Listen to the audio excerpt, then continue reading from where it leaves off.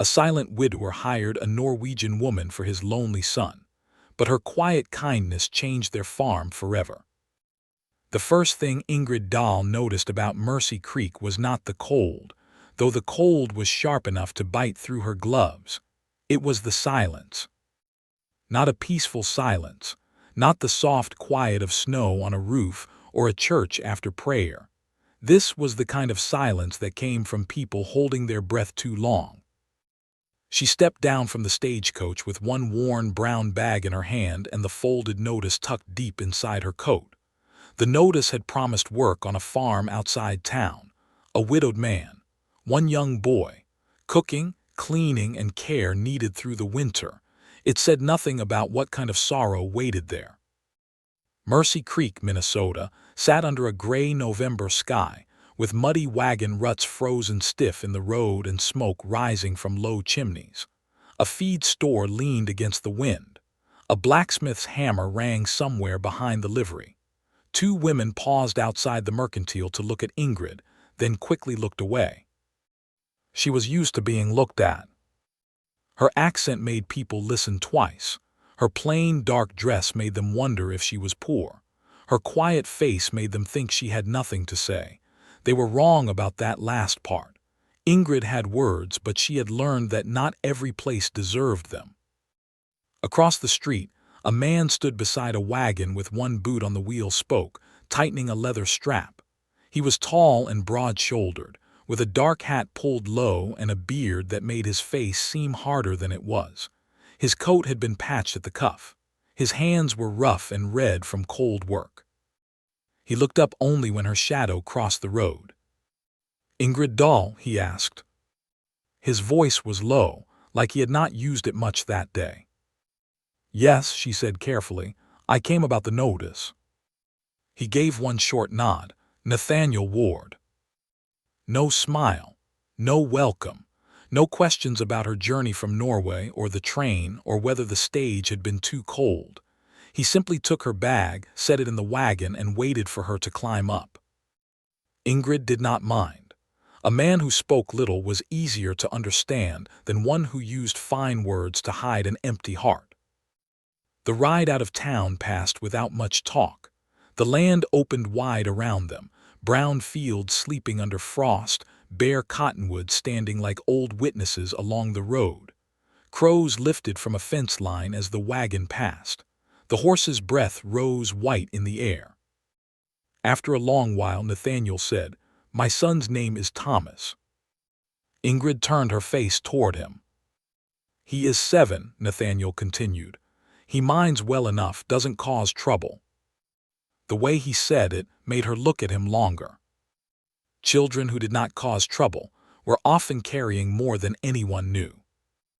"Does he know I am coming?" she asked. Nathaniel kept his eyes on the road. "He knows someone is coming." That was all. The Ward farm sat beyond a low bend where the road dipped near a frozen creek.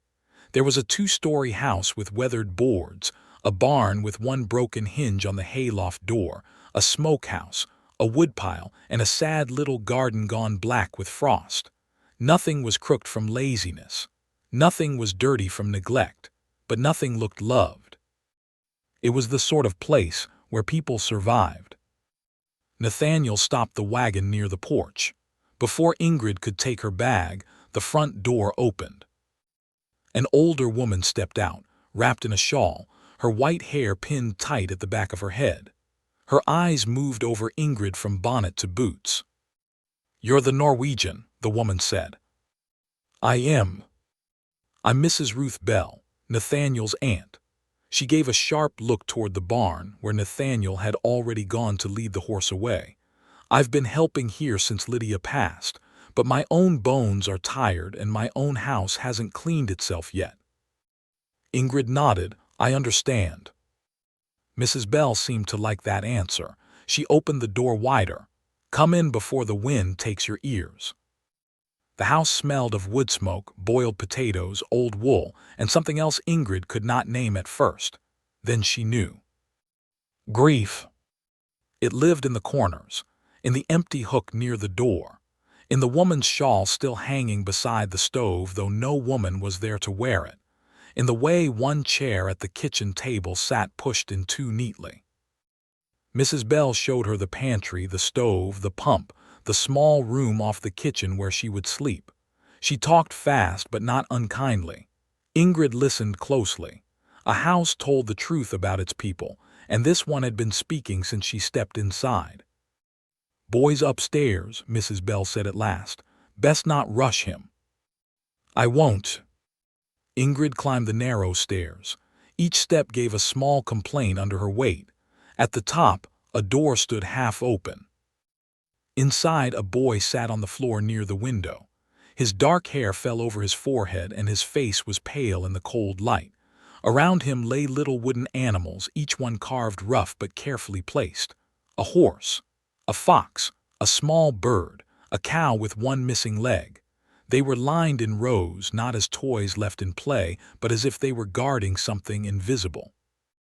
The boy did not speak. Ingrid stood in the doorway and looked at the animals. "The fox is watching the horse," she said softly. The boy's eyes moved to the fox.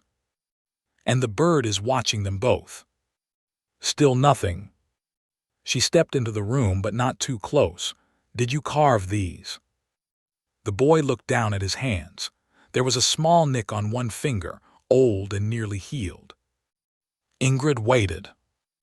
At last, so quietly it was almost only breath, he said, "Pa did."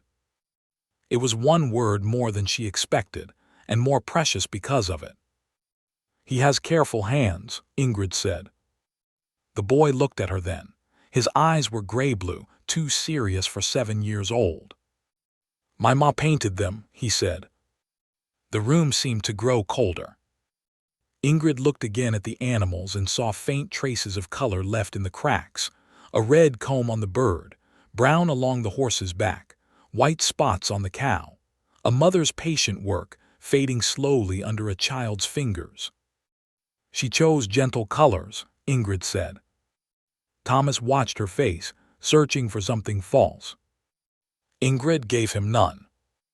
Downstairs, the back door opened and shut. Nathaniel's boots sounded in the kitchen. Mrs. Bell called up that supper would be ready soon. Ingrid turned to leave, but the boy spoke again. "She's dead." The words were flat, but his small hand closed around the broken cow like it was the only thing keeping him in that room. Ingrid felt the old wound in her own heart stir, the one she had carried across the sea and through every train station since. She did not tell him she was sorry. Children heard that too often from adults who wanted sorrow to be tidy. Instead, she said, "Then we will be careful with what she touched." Thomas looked down at the cow.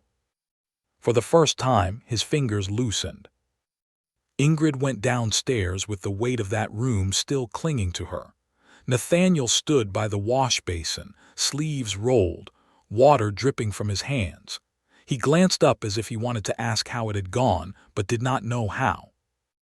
Ingrid picked up a towel and began drying the supper plates Mrs. Bell had set out. "Your son remembers more than you think," she said. Nathaniel went very still. Outside, the wind moved hard against the walls.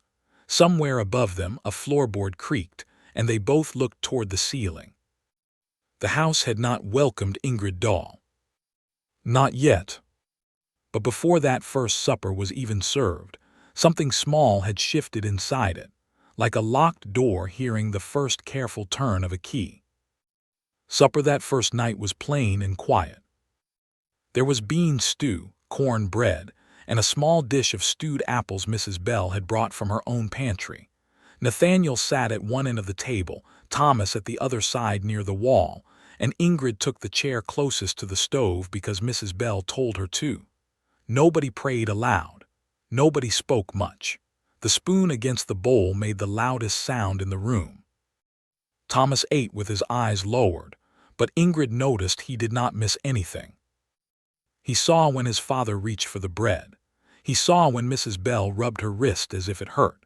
He saw when Ingrid used her left hand to steady the bowl because her right hand trembled once from the cold.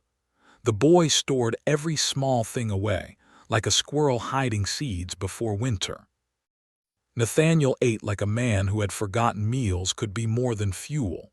He took what was handed to him, gave a short nod, and kept his thoughts locked behind his beard and tired eyes. Mrs. Bell tried twice to fill the silence. "Road will freeze worse by morning," she said. Nathaniel nodded. "Pastor Harlan says the church roof near the bell rope is leaking again." Nathaniel nodded once more. Mrs. Bell looked at Ingrid as if to say, "You see what I have been dealing with." Ingrid lowered her eyes to her bowl and said nothing. After supper, Mrs. Bell wrapped her shawl tight and prepared to leave. She gave Ingrid a list of things the house needed, though Ingrid had already noticed most of them. Flour low, salt pork in the shed, lamp oil behind the blue jar. Thomas's winter mittens needed new stitching near the thumb. Nathaniel's shirts were in worse shape than he admitted. The cellar door swelled when it rained. "Don't try to do everything at once," Mrs. Bell said at the door. "I won't," Ingrid answered. Mrs. Bell looked at her for a moment, then softened just a little.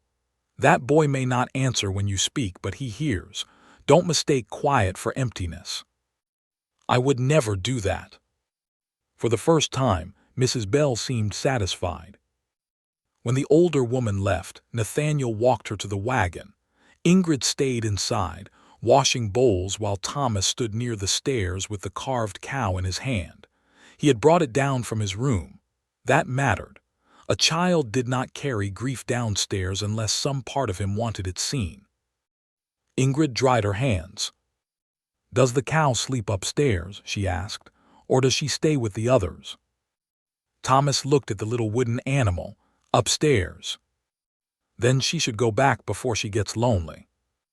He frowned a little, as if he did not know whether Ingrid was teasing him. Then he turned and climbed the stairs, slow and careful. Nathaniel came back inside, bringing a gust of cold air with him. Snow had not fallen yet, but it was hiding somewhere in the sky. Ingrid could feel it in her bones. "You don't have to talk to him like that," Nathaniel said. She turned from the dry sink. "Like what?" "Like he is smaller than he is." "I didn't." His jaw tightened. He looked toward the stairs. "Folks in town talk to him like he's made of glass. Others talk like he can't hear at all." "And you?" That question slipped out before Ingrid could stop it. Nathaniel's eyes came back to her. For a second, the kitchen held its breath. "I talk when there's something to say," he answered. Ingrid nodded, but her face did not change. Sometimes a child needs to hear something before there is a reason. Nathaniel looked as if he had been struck, though she had not raised her voice. He took his hat from the peg. "I'll check the barn." The door closed behind him. Ingrid stood alone in the kitchen, listening to the wind move around the house. She had not meant to wound him, but some wounds were already there, and words only brushed the bandage. That night in the small room off the kitchen, Ingrid unpacked her bag. She had 2 dresses, 1 apron, a Bible with a cracked spine, a comb, a small tin of sewing needles, a faded blue ribbon, and 1 folded letter she did not open. The letter was from Norway. It had crossed the sea with her, though the hand that wrote it was long buried beneath cold earth. Her husband had written it during the last winter before fever took him. Ingrid kept it wrapped in cloth, not because she read it often, but because she could not bear to leave behind proof that someone had once known her heart. She placed it beneath her spare dress at the bottom of the drawer. Then she sat on the bed without undressing. Above her the house creaked with small night sounds, a board settling, a branch tapping the wall, a soft step from somewhere overhead. Thomas was awake. A few minutes later another sound came, heavier, slower. "Nathaniel." His steps stopped near the boys' room. Ingrid waited, not meaning to listen, yet unable not to. There was no knock, only the quiet groan of a door being opened. Then silence. No words came. After a while, the door closed again, and Nathaniel's steps moved back down the hall. Ingrid lay back and stared into the dark. There were homes where sorrow screamed. This one whispered. By morning, frost had silvered every window. Ingrid woke before dawn and dressed quickly, shivering as her feet touched the floor. She found the woodbox half full, the stove cold, and the kitchen waiting in darkness. That was good. Work was easier than thinking. She built the fire the way her mother had taught her, small kindling first, patient breath, then heavier sticks only after the flame had found courage. When the stove caught, the iron began to tick with heat. She filled the kettle, swept the floor, and started coffee. By the time Nathaniel came in from the barn, stamping frost from his boots, the kitchen was warmer. He stopped just inside the door. The firelight moved across his face. For one unguarded moment, Ingrid saw how tired he was. Not the tiredness of one hard morning, but of many mornings stacked together until they bent a man from the inside. "Coffee's ready," she said. He looked at the stove, then at her. "You didn't have to rise this early. If breakfast waits for daylight, the day wins before it starts." Something almost changed in his face. Not a smile, not yet. He poured coffee into a tin cup and stood near the window, looking out at the field. Ingrid cracked eggs into a pan and said nothing more. She had learned long ago that quiet could be a kindness if it did not ask to be thanked. Thomas came down exactly when the clock struck 7. His hair was combed, but one side still stuck up in the back. He carried no toy this time. His eyes went first to Ingrid, then to the stove, then to his father. "Morning," Ingrid said. The boy sat. Nathaniel looked at him. "Morning, Thomas." Thomas did not answer, but he picked up his spoon. It was not much. But Nathaniel had spoken first. Ingrid noticed. She suspected Thomas noticed too. After breakfast, Thomas put on his coat, hat, and boots in a careful order. Right arm first, left arm second. Hat pulled low. Scarf tied twice. Left boot. Right boot. He checked the door latch before leaving, though there was no reason for him to do so. "Schoolhouse is that way?" Ingrid asked, looking through the window toward the road. Thomas paused near the door. "Yes." "How far?" 1 mile. "Do you walk alone?" He gave a small nod. Ingrid looked at Nathaniel. He was cleaning his cup with more attention than the cup deserved. "The road is safe," Nathaniel said. "I did not ask if it was safe," Ingrid answered. "I asked if he walked alone." Another silence passed between them. Thomas opened the door and stepped out before either adult could say more.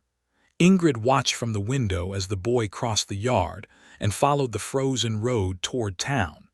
His small figure moved through the pale morning, dark against the frost, until the white breath of the land swallowed him little by little.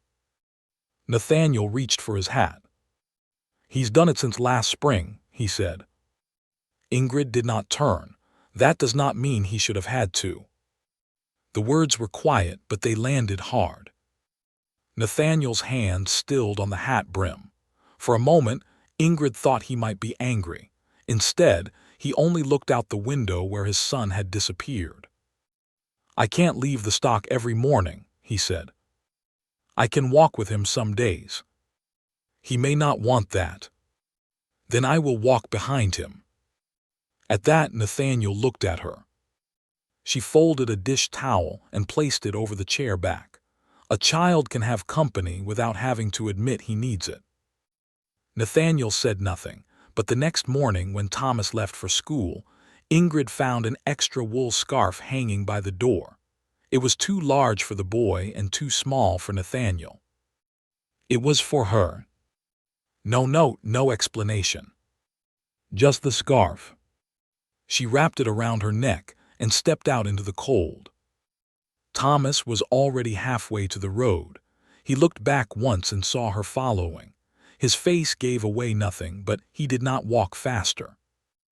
The road to the schoolhouse passed a frozen ditch, a line of bare trees, and a small bend where the creek ran under thin ice. Thomas walked ahead with his lunch pail swinging at his side. Ingrid kept several steps behind him, close enough to be there, far enough not to crowd him. Halfway to town, the boy stopped. Ingrid stopped too.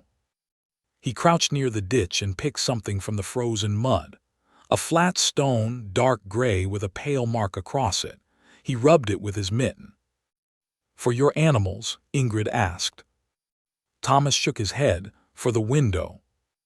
She waited. He slipped the stone into his pocket. Ma kept stones on the kitchen window, so birds wouldn't hit the glass. Ingrid looked toward the farmhouse, now small behind them. "There are no stones there now," she said. "No." The boy stood and started walking again. That afternoon, before Thomas returned from school, Ingrid searched the kitchen window ledge. There were faint pale circles in the dust where something small had once sat. She cleaned the ledge, but lightly, leaving the marks. Then she went outside and found 3 smooth stones near the pump, washed them, dried them, and placed them along the window. Not too many. Only enough to say remembered. When Thomas came home, his cheeks red from cold, he stepped into the kitchen and stopped. His eyes went to the window ledge. Ingrid was kneading bread and did not look up. For a long time, he stood there without moving. Then he took the stone from his pocket and placed it beside the others. That evening, Nathaniel noticed. Ingrid saw him standing by the stove, looking at the 4 stones lined on the window ledge. His face was unreadable, but his hand rose once as if he might touch them. He did not. Thomas watched from the table. The silence in the room changed again. It was still quiet, but it no longer felt empty. Later, after Thomas had gone upstairs and the lamps were low, Nathaniel stood by the back door with his coat in his hand. "Lydia used to do that," he said. It was the first time he had spoken his wife's name in Ingrid's hearing. She kept her hands folded around the mending in her lap. "Thomas told me." Nathaniel looked at the window. "I put them away after." "I know." His eyes turned toward her. Ingrid did not explain how she knew. Some things did not need proof. Outside, the wind struck the side of the house and rattled the loose shutter. Nathaniel looked older in the dim light, older than he had on the wagon, older than a man in his 30s should look. "I thought it would help him forget." Ingrid's needle paused. "No," she said gently. "Children do not forget because we clear a shelf." Nathaniel lowered his head. The words hurt him, she saw that, but they also opened something. From upstairs came the faint sound of wood touching wood. Thomas moving his carved animals, placing them in whatever order made sense to his small, broken heart. Nathaniel listened too. Then, very quietly, he said, "I don't know how to help him." Ingrid looked at the stones on the window ledge, 4 small shadows against the cold glass. "Then begin by not taking away what still loves him." Nathaniel closed his eyes for one brief second. When he opened them, he did not answer. He put on his coat and stepped into the night, but he did not go straight to the barn. Through the window, Ingrid saw him stand in the yard, hat in hand, looking up toward Thomas's room. And from behind the curtain upstairs, though the boy surely thought no one could see, a small face watched him back. By the end of the first full week, Ingrid knew the Ward house better than some folks knew their own hearts. She knew the stove door groaned unless lifted slightly before closing. She knew the pantry smelled faintly of dried sage because Lydia had once hung bundles there, and the scent had stayed long after the leaves were gone. She knew the third stair complained in the morning but not at night. She knew the north window in Thomas's room, let in a thin blade of cold air that crossed the floor and touched his bed before dawn. She also knew, Nathaniel noticed, more than he admitted. He saw when she moved the flour closer to the table. He saw when she placed a folded cloth under the cracked bowl so it would not split further. He saw when she left the kitchen stones on the window ledge exactly where Thomas had placed them, even after cleaning. He never praised her. But one morning, she found a small stack of dry kindling beside the stove, cut thinner than the rest, just right for starting the fire. That was the way Nathaniel Ward said thank you. Ingrid accepted it without comment. Mercy Creek began to settle into winter. The fields turned hard. The road wore white at the edges. In the mornings, Thomas walked to school with Ingrid several paces behind him, and in the afternoons he came home alone because he said he could. She let him. Trust, she had learned, was not a rope to pull. It was a thread to hold steady. Some afternoons, Thomas brought back stones from the road, creek glass from the ditch, or bits of bark shaped like animals. He placed them on the kitchen sill, not with excitement but with care. The row slowly grew until the window looked watched over by small, quiet things. One afternoon, Ingrid found him standing on a chair, trying to reach the top shelf near the stove. "Careful," she said. Thomas froze, one hand stretched upward. "What are you needing?" He did not answer at first. His face reddened, not from shame exactly, but from being caught wanting something. Ingrid wiped her hands on her apron and came closer. On the shelf sat a tin box, half hidden behind an old blue pitcher. The box was dusty. She had noticed it before but had not touched it. There were things in a grieving house that did not belong to the hired woman, no matter how much dust they gathered. "This?" she asked. Thomas gave one small nod. She brought the tin down and set it on the table. His fingers moved over the lid, but he did not open it. "Do you want me to leave?" she asked. He shook his head. So she stayed near the stove and gave him the kindness of looking elsewhere. After a while, the lid made a soft scraping sound. Ingrid kept her hands busy with potatoes, but from the corner of her eye she saw what lay inside. A faded hair ribbon, 3 buttons, a small spool of red thread, a folded paper with a pressed yellow flower inside, a photograph stiff and brown at the edges. Thomas touched the photograph last. "Ma said she would teach me to paint better," he said. Ingrid's knife slowed. She was going to paint the barn cat next, the real one, not Pa's carving. Did she like painting animals? She said animals tell the truth with their eyes. Ingrid swallowed gently, keeping her face calm. "That sounds wise." Thomas stared down at the photograph. "Aunt Ruth put this away." Maybe she thought she was helping. She always puts things away. There was no anger in his voice, only a tired kind of knowing. Ingrid set the knife down. Some grown people think pain gets smaller when they hide what caused it. Thomas looked up. "Does it?"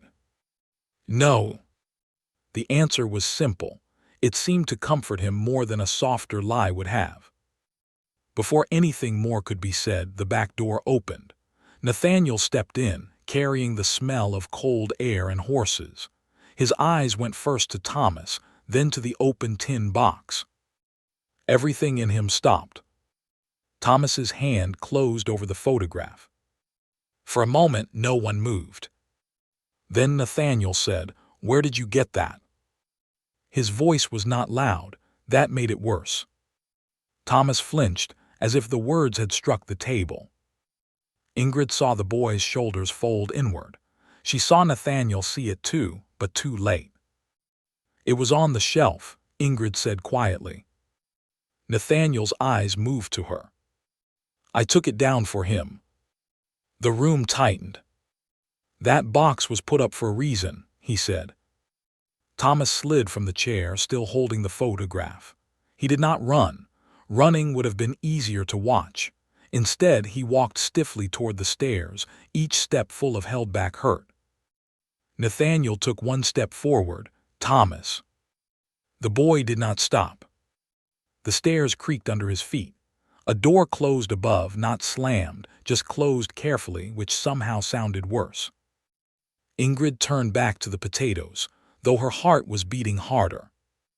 Nathaniel stood by the door with cold, still clinging to his coat. "You had no right," he said. Ingrid set the knife down flat on the table. "No," she said, "maybe I did not." He looked surprised by her agreement.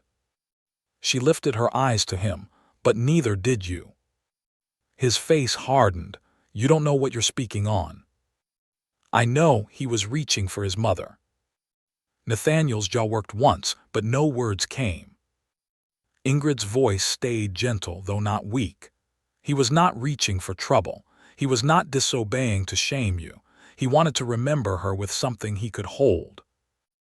"I buried my wife," Nathaniel said, and the pain in those 4 words finally broke through the anger. "I watched that boy sit by her bed and wait for her to wake up. You think I don't remember? You think I don't hear him at night?" Ingrid went still. Outside, a horse shifted near the barn. The wind pushed against the walls, then pulled away. Nathaniel turned his face aside, ashamed of how much he had said.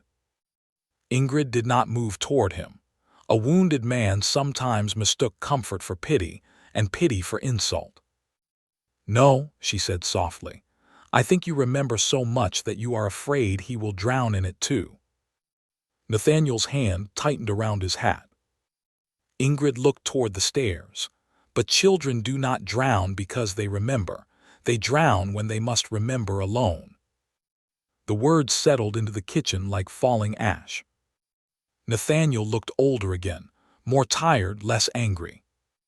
He stared at the tin box still open on the table, the red thread, the buttons, the ribbon, the pressed flower trembling faintly each time the wind found the crack beneath the door. "I did not know what to do with her things," he said. "No one does." His eyes lifted. That answer seemed to reach him in a place argument could not. Ingrid picked up the folded paper with the pressed flower and placed it gently back inside the box. "In my country, after my mother died, I washed her cup and put it on the shelf. I told myself it was only a cup, but for 3 months I could not drink from anything else without feeling I had betrayed her." Nathaniel watched her. "My husband said grief makes fools of careful people." She paused, and her voice lowered. "Then he died too, and I learned grief also makes careful people afraid of love." Nathaniel said nothing. It was the first time she had spoken even the edge of her own story in that house. Upstairs, the floor creaked once. Thomas was listening. Ingrid knew Nathaniel heard it too. For a long moment, he stood between the door and the table, between the barn and the stairs, between the man he had become and the father his son still needed. Then he walked to the table and closed the tin box with both hands, not sharply, carefully. "Where should it go?" he asked. Ingrid looked at him. The question was not really for her. She nodded toward the stairs. "Ask him." Nathaniel's throat moved. Then he picked up the tin and climbed. Ingrid remained in the kitchen, hands resting on the table. She heard Nathaniel's boots stop outside Thomas's room. A soft knock came, then silence, then the door opened. She could not hear the words, only the low sound of Nathaniel's voice, rough and unsure. Then a smaller voice, "Thomas," not clear enough to understand, but there. Ingrid let out a breath she had not known she was holding. The potatoes remained half-peeled on the table. Supper would be late. For once, she did not care. If this moment touched your heart, stay with the story, because sometimes the smallest box in a house carries the heaviest truth. That evening, Thomas came down with the tin box held against his chest. Nathaniel followed behind him. The boy placed the box on the kitchen windowsill beside the stones. Then he took out the pressed yellow flower and laid it flat where the last light could touch it. No one said it was pretty. No one said Lydia would have liked it. They simply let it be there. At supper, Thomas ate more than usual. Nathaniel asked if the road to school had frozen near the bend. Thomas said yes. Ingrid asked if the school stove was still smoking. Thomas said only when Mr. Ellis put in wet wood. It was the longest answer he had given at the table. Nathaniel looked down at his plate, but Ingrid saw his hand pause around his spoon. Later, after Thomas went upstairs, Nathaniel stepped outside. Ingrid thought he was going to the barn, but when she looked through the window, she saw him kneeling beside the porch with a hammer in his hand. The loose board near the bottom step, the one everyone had been stepping over for months, was finally being fixed. The next day was Sunday. Mercy Creek's church stood on the edge of town with a crooked bell and windows that rattled in the wind. Ingrid had no proper Sunday dress, only her cleanest dark one, but Mrs. Bell had told her the Lord had seen worse cloth and better sinners. Nathaniel hitched the wagon without asking if Ingrid wished to come. He simply said, "Church starts at 10, and left the choice sitting there like a cup on the table. Ingrid put on her bonnet.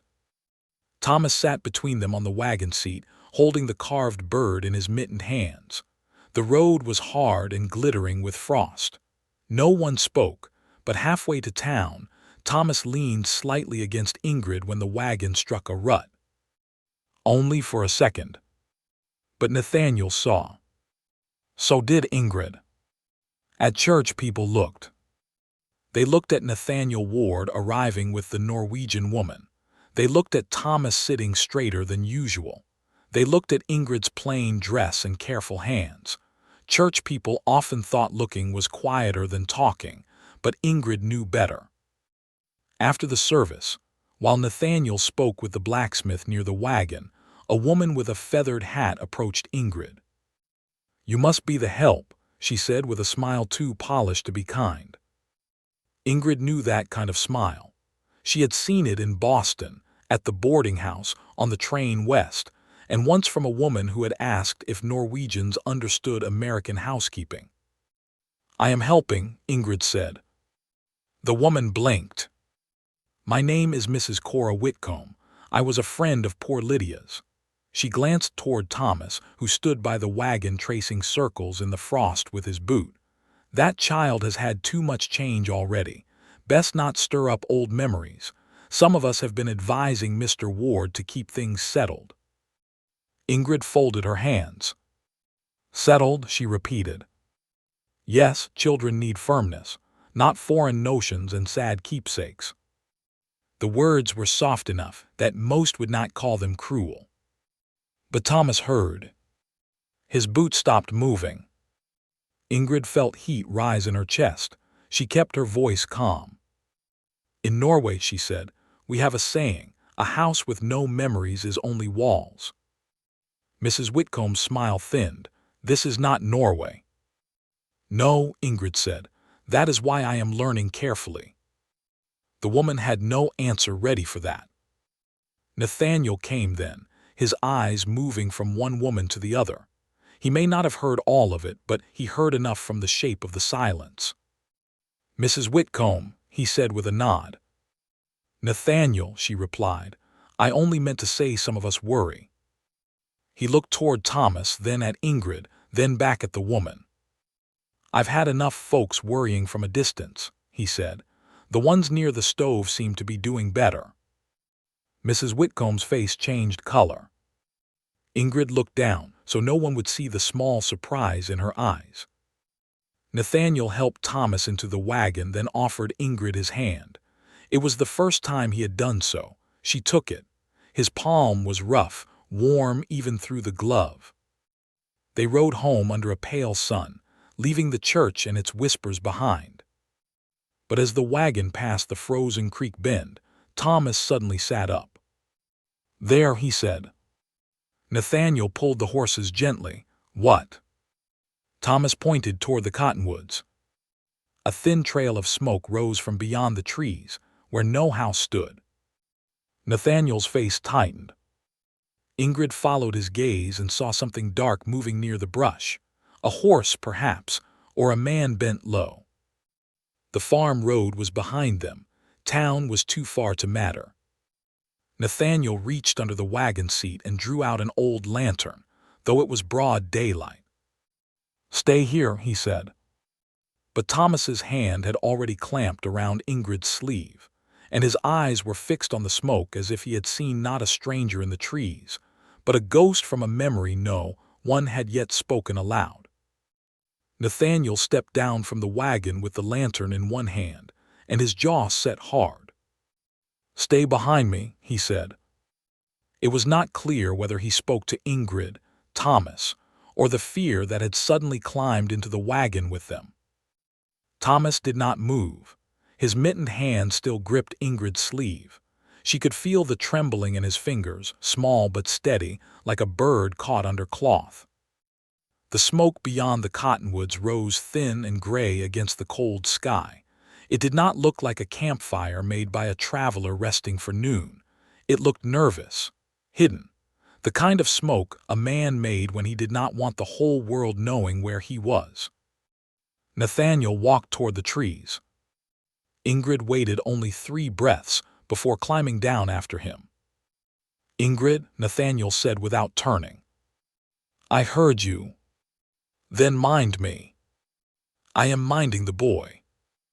That stopped him. He looked back. Thomas had climbed down too, though Ingrid had not told him to.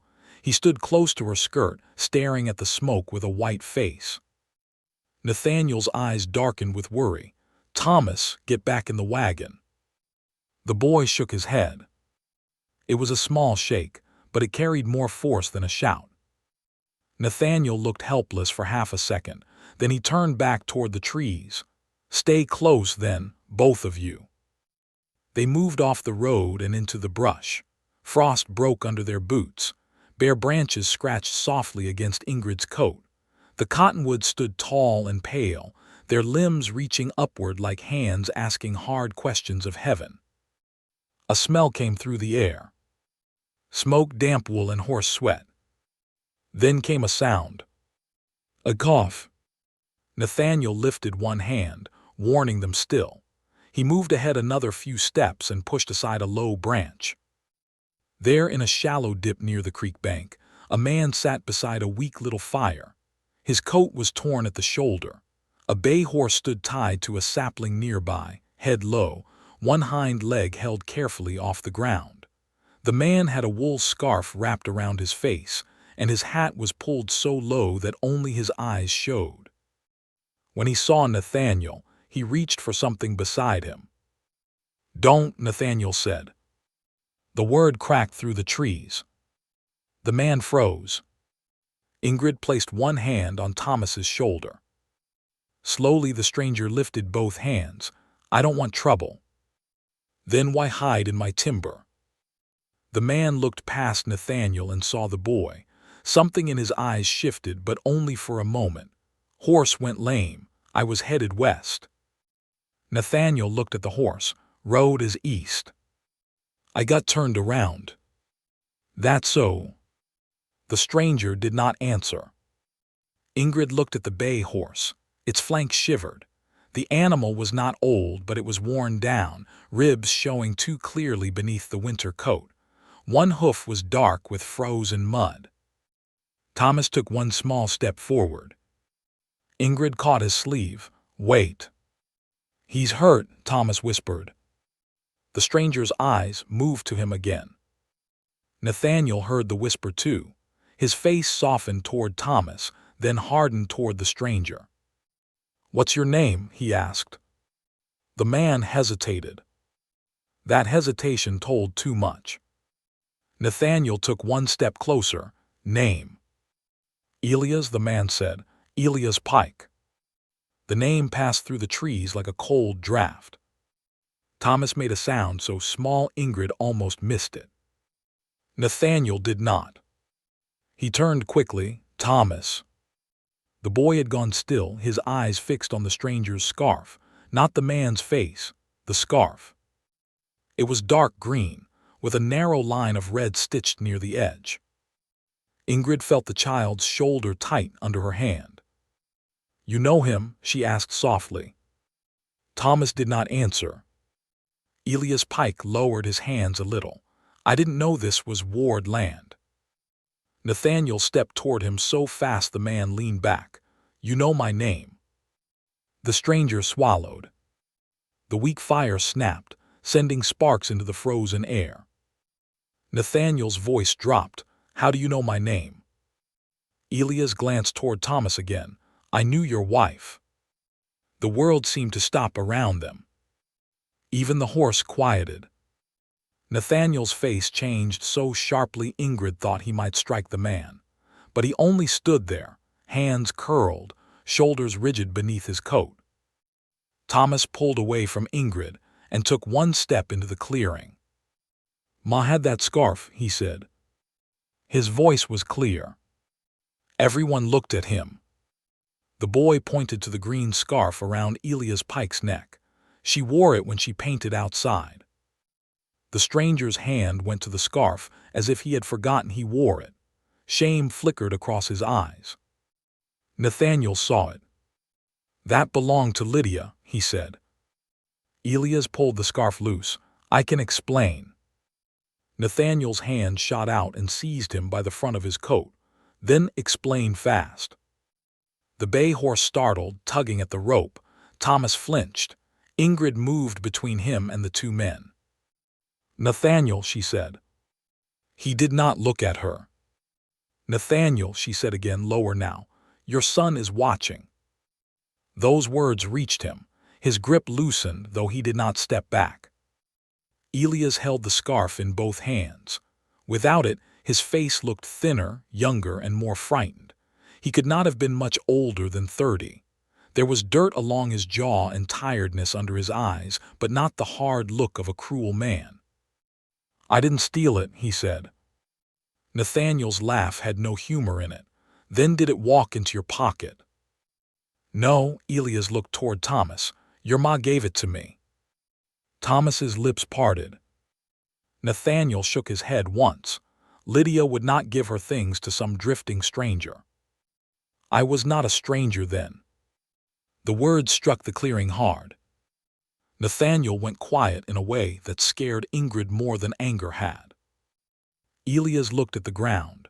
I worked harvest here 4 summers ago, before she got sick, just for 3 weeks. I slept in the loft. Your wife painted that scarf while sitting by the well. She gave it to me the day I left because my own scarf had torn clean through. Nathaniel's eyes narrowed. I remember a hired hand that summer. I kept my head down. You left before wages were settled. Elias nodded. I did. Why? The stranger looked toward Thomas, then away. Ingrid understood then that whatever answer waited would not be simple. No man carried a dead woman's scarf for years because it meant nothing. But not every secret was sin. Some were regret. Some were debt. Some were the kind of mercy a proud man could not bear to admit receiving. Nathaniel held out his hand. Give it here. Elias looked at the scarf. His fingers tightened around it. It's his mother's, Nathaniel said. I know. Then give it to her son. Elias' face twisted with pain, not anger, pain.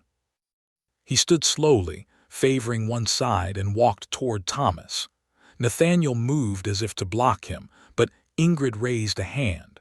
She did not know why, only that the moment had to happen carefully or something in the boy would close forever. Elias crouched several feet from Thomas and held out the scarf. Your mother told me to keep warm, he said. She said a man who gets too cold starts making foolish choices. Thomas did not take it. Did you know she died? The boy asked. Elias closed his eyes once. I heard last spring. Then why didn't you bring it back? The question was not loud, but it cut deeper than any accusation Nathaniel could have made. Elias looked down at the scarf, because I was ashamed. Thomas stared at him. I owed your father money, owed your mother kindness, owed this place an apology. A man can ride a long way trying not to face what he owes. Nathaniel's face remained hard, but Ingrid saw his eyes change. "Why come now?" Nathaniel asked. Elias stood again. "I was headed to Duluth for work, took the old road because I knew the creek here. My horse went lame. I saw the smoke from your chimney and thought about asking for help." His mouth tightened. "Then I remembered I had no right to knock." Ingrid looked at the poor horse, shivering under the cottonwoods. The animal should not stand in the cold. Nathaniel gave her a sharp look. "You want me to bring him home?" "I want the horse brought home." Elias gave a tired, humorless breath. "Horse is better company than I am, ma'am. Save him first." That answer settled something for Ingrid.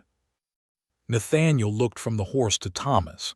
The boy still had not taken the scarf. His eyes were fixed on it as if it might vanish. "Thomas," Nathaniel said, more gently than before, "you don't have to take it." Thomas looked up at his father. Ingrid could see the battle in the child's face. Want and hurt, memory and fear. The simple hunger to hold something his mother had once worn, mixed with the pain that a stranger had carried it while he had been left with empty shelves. At last Thomas reached out. Elias placed the scarf in his hands. The boy pressed it against his coat, but did not cry. Nathaniel turned away quickly, as if his own face needed hiding. They led the horse slowly back to the road. Elias limped beside it, refusing Nathaniel's offer to ride in the wagon, though the offer was given more like an order.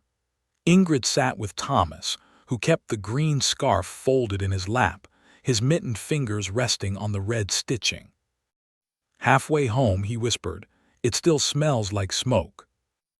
Ingrid looked at him. Some things carry the road they traveled. "Will it smell like Ma again?" The question nearly broke her. "No," she said softly, "but it can still belong to her." Thomas nodded, but his eyes filled with the kind of tears that did not fall. When they reached the farm, Nathaniel took Elias to the barn and told him to sit on an overturned feed crate while he looked at the horse. Ingrid brought warm water, clean rags, and a bowl of stew from the kitchen. Elias accepted the water, but hesitated over the stew. "Eat," Ingrid said. He obeyed. Thomas stood near the barn door watching him, not friendly, not afraid, watching as if Elias' pike were a puzzle piece from a picture he had never seen whole. Nathaniel worked on the horse's hoof with calm hands. Whatever storm moved through him, he did not take it out on the animal. He cleaned the packed mud away, checked the swelling, then wrapped the leg. "She needs rest," he said. Elias nodded. "I can pay for feed once I get work." "You can clean stalls until then." Elias looked up, startled. Nathaniel did not look at him. "You'll sleep in the shed, not the house." "That's fair." "It's more than fair." "Yes," Elias said quietly, "it is." Ingrid watched Nathaniel then. He was still angry, still suspicious. But beneath that, something else had begun moving. Not forgiveness. Not yet. Perhaps only the memory of having once needed mercy and not knowing how to ask for it. That evening, the house felt different again. The green scarf lay on the table after supper. Thomas had placed it there himself. Nathaniel looked at it only once, then lowered his gaze. "Your ma stitched that red line," he said. Thomas touched the edge. "Why?" Nathaniel swallowed. "She said plain things deserved one bright part." The boy looked at the scarf for a long time. Then he carried it upstairs. Ingrid stood at the sink with her sleeves rolled, washing the supper dishes. Nathaniel dried them beside her, though she had not asked. The room was warm. The stones watched from the window. The tin box sat beneath them. Outside, in the shed beyond the barn, a stranger with a dead woman's scarf and an unpaid debt settled into the cold. Nathaniel dried one plate, then another. Finally he said, "I don't trust him." "I know. But the horse needed help." "Yes. And Thomas needed that scarf." Ingrid looked at him then. Nathaniel kept his eyes on the plate in his hands. I didn't know she'd given it away. There may be much you don't know. He turned his head toward her.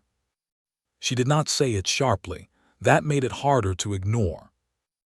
Before he could answer, a sound came from upstairs. Not a cry. Not a call. A song.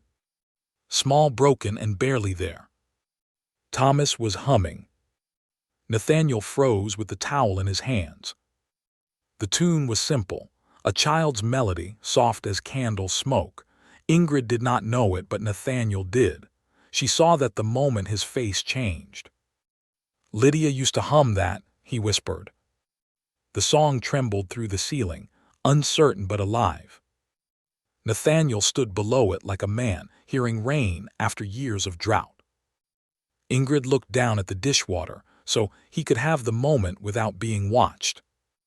But then the humming stopped. A floorboard creaked. Thomas's door opened. His small voice came from the top of the stairs. Pa. Nathaniel set the plate down carefully. Yes. There was a pause. Did Ma know Elias was bad?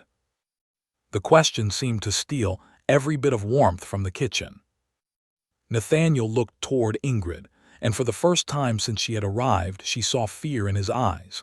Not fear of a stranger, not fear of gossip. Fear that the woman he had loved had carried a secret he had never been brave enough to hear. Upstairs, Thomas waited. And outside, beyond the barn, Elias Pike sat alone in the shed with the truth sleeping beside him like a shadow. Thomas's question hung at the top of the stairs like a lantern swinging in a storm. Did Ma know Elias was bad? Nathaniel did not answer at once. He stood in the kitchen with the towel still in his hands, staring toward the stairwell as if the dark above it had opened into a place he had been avoiding for years. Ingrid stood near the sink, the dishwater cooling around her wrists. Outside, the barn gave a low groan in the wind. Somewhere in the shed, Elias Pike was alive, breathing, and carrying a piece of Lydia Ward's past that had suddenly become impossible to ignore. At last Nathaniel said, "Come down, son." Thomas did not move right away. Then his small feet appeared on the stairs. One step, then another. He held the green scarf in both hands, folded carefully with the red stitching facing up. His face was pale, but his eyes were sharp and awake. He stopped 3 steps from the bottom. Was he bad? Thomas asked again. Nathaniel looked as if he would rather face a winter field with no coat than answer wrongly. I don't know what he was to your ma, he said slowly. I know he worked here 1 season. I know he left owing wages. I know he should have come back sooner. Thomas looked down at the scarf, but she gave him this. Yes. Why? Nathaniel's throat moved. Because your mother was kind. Thomas frowned. Kind to bad people. Ingrid dried her hands on her apron and stepped closer, but not too close. Sometimes, she said softly, people are not only one thing. Thomas looked at her. A man can do a wrong thing and still have been shown kindness, she continued. That does not make the wrong thing good. It means the kindness was real. Nathaniel looked at her then, and something in his face loosened, as if she had said the answer he could not find. Thomas held the scarf tighter. Did Ma like him? The kitchen became very still. There it was, the true question beneath the first one. Children had a way of finding the deepest fear without knowing its name. Thomas was not asking about Elias Pike, not fully. He was asking whether his mother had belonged less to him because she had shown care to someone else. He was asking whether love could be divided until there was not enough left. Nathaniel crouched near the stairs, so his eyes were level with his son's. Your ma loved you, he said. Thomas did not blink. She loved you when she was strong enough to sing. She loved you when sickness made her too tired to lift her head. She loved you when you were asleep. She loved you when you were angry. She loved you even when you would not come near her bed because you were scared." Thomas's chin trembled once. Nathaniel's voice roughened. "And she loved me, though I did not always deserve how well she did it." The boy looked at him for a long time. "But did she like him?" Thomas whispered. Nathaniel lowered his eyes. Ingrid saw the pain cross his face, not because he knew the answer but because he did not. Men could survive many hard things. Not knowing was sometimes the hardest. "I can't answer for your ma," Nathaniel said at last, "but I can tell you this. Lydia could see a hungry creature from across a field, a stray cat, a tired horse, a proud man pretending he did not need help. If she gave Elias that scarf, maybe it was because she saw he was cold." Thomas looked toward the back door, beyond it to the shed. "He still kept it?" "Yes," Nathaniel said. "Why?" This time Nathaniel looked at Ingrid, and she knew he was not asking her to answer. He was asking if truth should wait. Ingrid gave the smallest shake of her head. "Not too much, not tonight." Nathaniel turned back to his son. "We'll ask him in the morning." Thomas was not satisfied, but he was tired. Ingrid could see it in the way his shoulders had begun to droop. Fear had burned through him and left him small again. "May I keep it in my room?" he asked. Nathaniel's eyes softened. "It's yours now." Thomas nodded and climbed back upstairs. No one moved until his door closed. Then Nathaniel let out a breath and pressed the towel to his face, not to cry, but to keep himself from breaking open in a way he was not ready for. Ingrid turned back to the sink. She gave him privacy without leaving the room. After a long while he said, "I hated that question." "I know. I hated that I didn't know the answer more." She looked down into the water, where lamplight trembled in the cloudy surface. A person can be loved and still not know every room inside another heart. Nathaniel leaned both hands on the table. His shoulders were broad, but in that moment they looked burdened rather than strong. "I thought I knew Lydia." "You knew much of her." "Maybe not enough." Ingrid was quiet for a moment. Then she said, "Enough to miss her." His head lowered. "That is not a small thing," she added. The next morning came gray and bitter. The sky sat low over the Ward farm, heavy with snow that had not yet decided to fall. Ingrid rose early, but Nathaniel was already in the kitchen. He had started the stove, filled the kettle, and was standing by the window with his coffee untouched. The stones on the sill looked dark against the pale glass.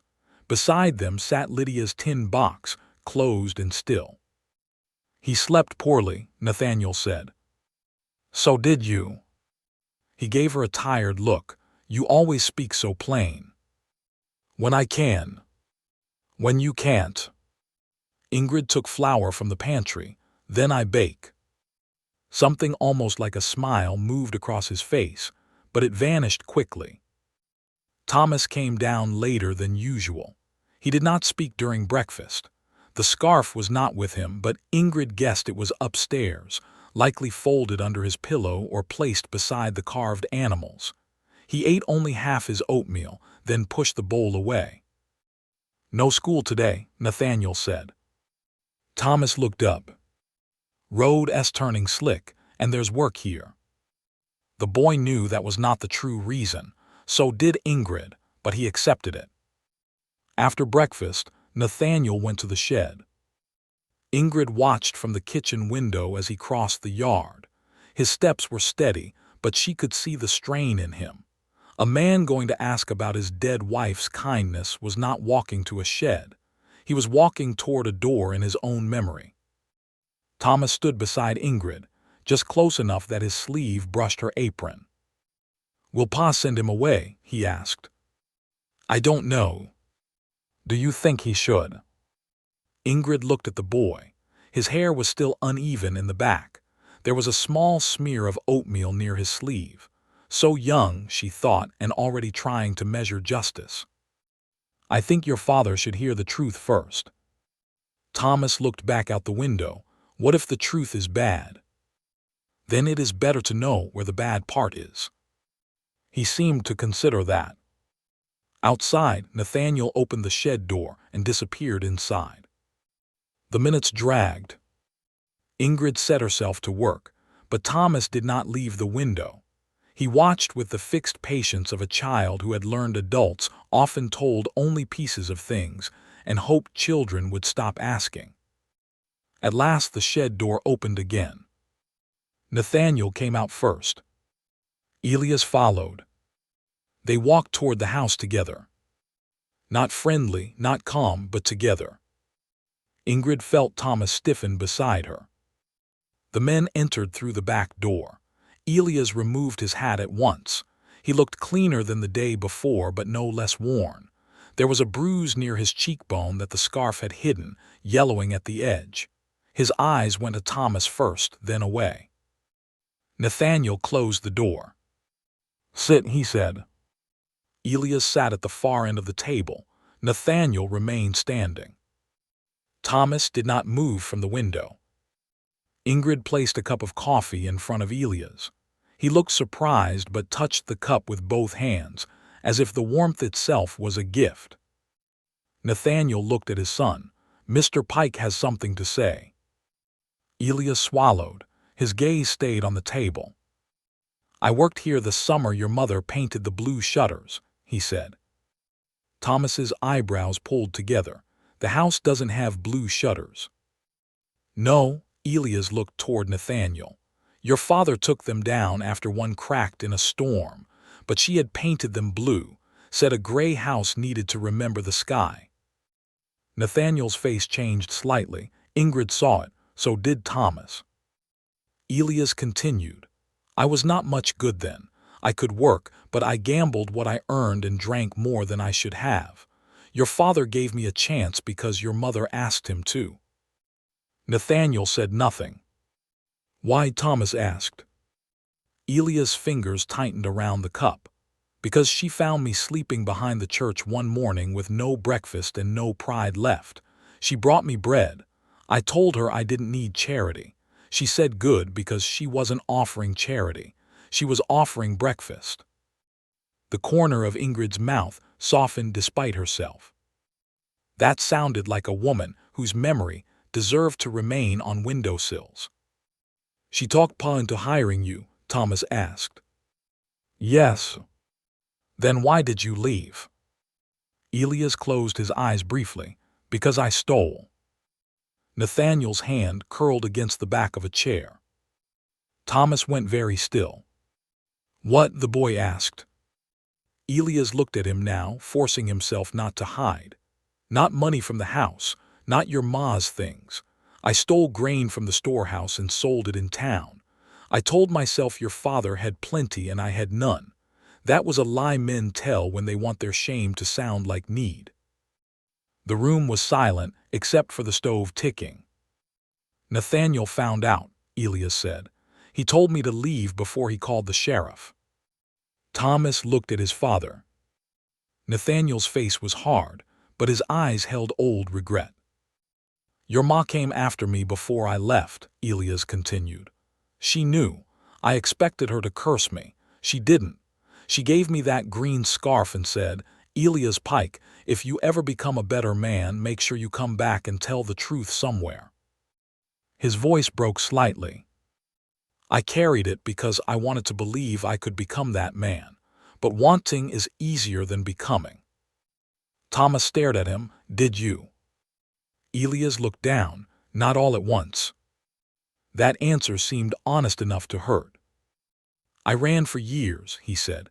"Worked cattle, dug wells, slept in barns, lost friends, made more wrong choices. Then one winter in Dakota, I helped bury a man who had no one to speak his name. I thought about your mother then. Thought about how she had spoken mine like it was still worth something." He lifted his eyes. "I stopped drinking after that, paid what debts I could find. Not all. Some folks were gone, some would not see me, but I tried." Nathaniel looked at him sharply, as if hearing something he had not heard in the shed. I came this way because I was afraid to come straight, Elias admitted. That is the truth. My horse going lame made the choice for me. Thomas looked at the floor. So Ma knew you did bad, he said. Yes. And gave you the scarf anyway. Yes. Why? Elias looked at him with wet eyes he did not wipe away. Because she believed one bad thing should not be the last true thing about a person. No one spoke. Ingrid felt those words reach every corner of the kitchen. They settled on the blue pitcher, the stove, the worn floorboards, the tin box, Nathaniel's bent head, and Thomas's small clenched hands. If you believe one act of kindness can follow a person for years, don't forget to stay with this story, because Lydia's mercy was not finished working yet. Thomas walked to the stairs without another word. For a moment, Ingrid feared he was running from the truth, but he returned carrying the green scarf. He stood in front of Elias and held it out. Elias' face folded with grief. No, boy, that belongs to you. Thomas shook his head. Ma told you to keep warm. Nathaniel took a step forward. Thomas. The boy looked at his father. She gave it to him. Nathaniel stopped. Thomas turned back to Elias. You can keep it until spring. Until spring? Elias asked. Thomas's voice stayed small but firm. So you don't make foolish choices from cold. The words struck Elias harder than anger could have. He reached out with trembling hands and took the scarf like it was something holy. Thank you, he whispered. Thomas did not answer. He went back to the window and looked out at the yard. Nathaniel stared at his son, as if seeing him both as a boy and as someone braver than himself. That afternoon, Elias worked in the barn. Nathaniel did not trust him alone, so he kept him close. Together they hauled hay, repaired the loose stall board, and checked the bay mare's wrapped leg. Ingrid could see them from the kitchen window now and then. Their movements were stiff, but no anger broke loose. Thomas sat at the table drawing on a scrap of paper. What is it? Ingrid asked only because she could tell this time. A horse, he said. The bay mare. He nodded. She needs a name. What would you call her? Thomas thought for a long time. Mercy. Ingrid's hands paused over the dough. That is a strong name, she said. He kept drawing. Ma would like it. Yes, Ingrid said softly. I think she would. Near sundown, snow began. It fell thin at first, drifting sideways across the yard. Nathaniel and Elias came in carrying cold on their coats and hay on their sleeves. Thomas set his drawing face down when they entered, not hiding it exactly, but keeping it safe. Supper was quiet, but not like before. This quiet had thought inside it. Elias ate at the far end of the table because Nathaniel allowed it, though Mrs. Bell would likely have something sharp to say when she heard. He did not take much food until Ingrid told him there was enough. Then he ate slowly, with the careful gratitude of someone unused to sitting indoors. After supper, Thomas pushed the drawing across the table toward him. Elias looked down at the horse sketched in dark pencil. That her? He asked. Thomas nodded. Her name is Mercy. Elias pressed his lips together, fighting feeling. That's better than the name I gave her. What did you call her? Horse. Thomas looked offended for the first time since Ingrid had met him. That's not a name. No, Elias said. Reckon it is. Nathaniel's mouth twitched. Ingrid saw it and turned away before he caught her looking. Later, when the dishes were done and Elias had gone back to the shed, Nathaniel stood by the stove. Snow tapped softly against the window. The stones on the sill had gone pale in the dark glass. You think I should let him stay? He asked. Ingrid folded a cloth slowly. You already did for tonight. That isn't what I asked. No. He looked tired again. I can't tell if mercy is wisdom or foolishness. Ingrid thought of Lydia's scarf, Thomas's drawing, Elia's shaking hands, her own letter hidden in the drawer. "Sometimes it is both," she said. Nathaniel looked at her for a long moment. Before he could answer, Thomas appeared at the bottom of the stairs in his nightshirt, barefoot and shivering. "Pa," he said. Nathaniel turned quickly. "What is it?" Thomas held something in his hand. The folded photograph from Lydia's tin box. "I found writing on the back." Nathaniel crossed the room and took it carefully. Ingrid moved closer with the lamp. On the back of the photograph, in faded pencil, were words written in a woman's hand. "For Thomas when he is older." Nathaniel stared at it. His face drained of color. Ingrid looked at the boy, then at the photograph, then at Nathaniel's frozen hand. Somewhere in that house, hidden for years in plain sight, Lydia had left a message. And none of them yet knew whether it would heal the wound or open it deeper. Nathaniel held the photograph like it might burn him. The lamp on the kitchen table threw a soft yellow circle over Lydia's face. In the picture, she stood beside the old garden fence with one hand resting on the rail and her other hand lifted to shade her eyes from the sun. The image was faded, but her smile still came through. Not large, not posed. A quiet smile, as if someone had called her name and she had turned just in time. Thomas stood barefoot on the cold floor, waiting. Ingrid saw his toes curl against the boards. She wanted to fetch his socks, wrap him in a quilt, put him back in bed before whatever truth slept on the back of that photograph stepped into the room. But some doors, once found, could not be closed again by kindness. Nathaniel turned the picture over. The words were faint, written in pencil with a hand that had known it might not last. "For Thomas when he is older."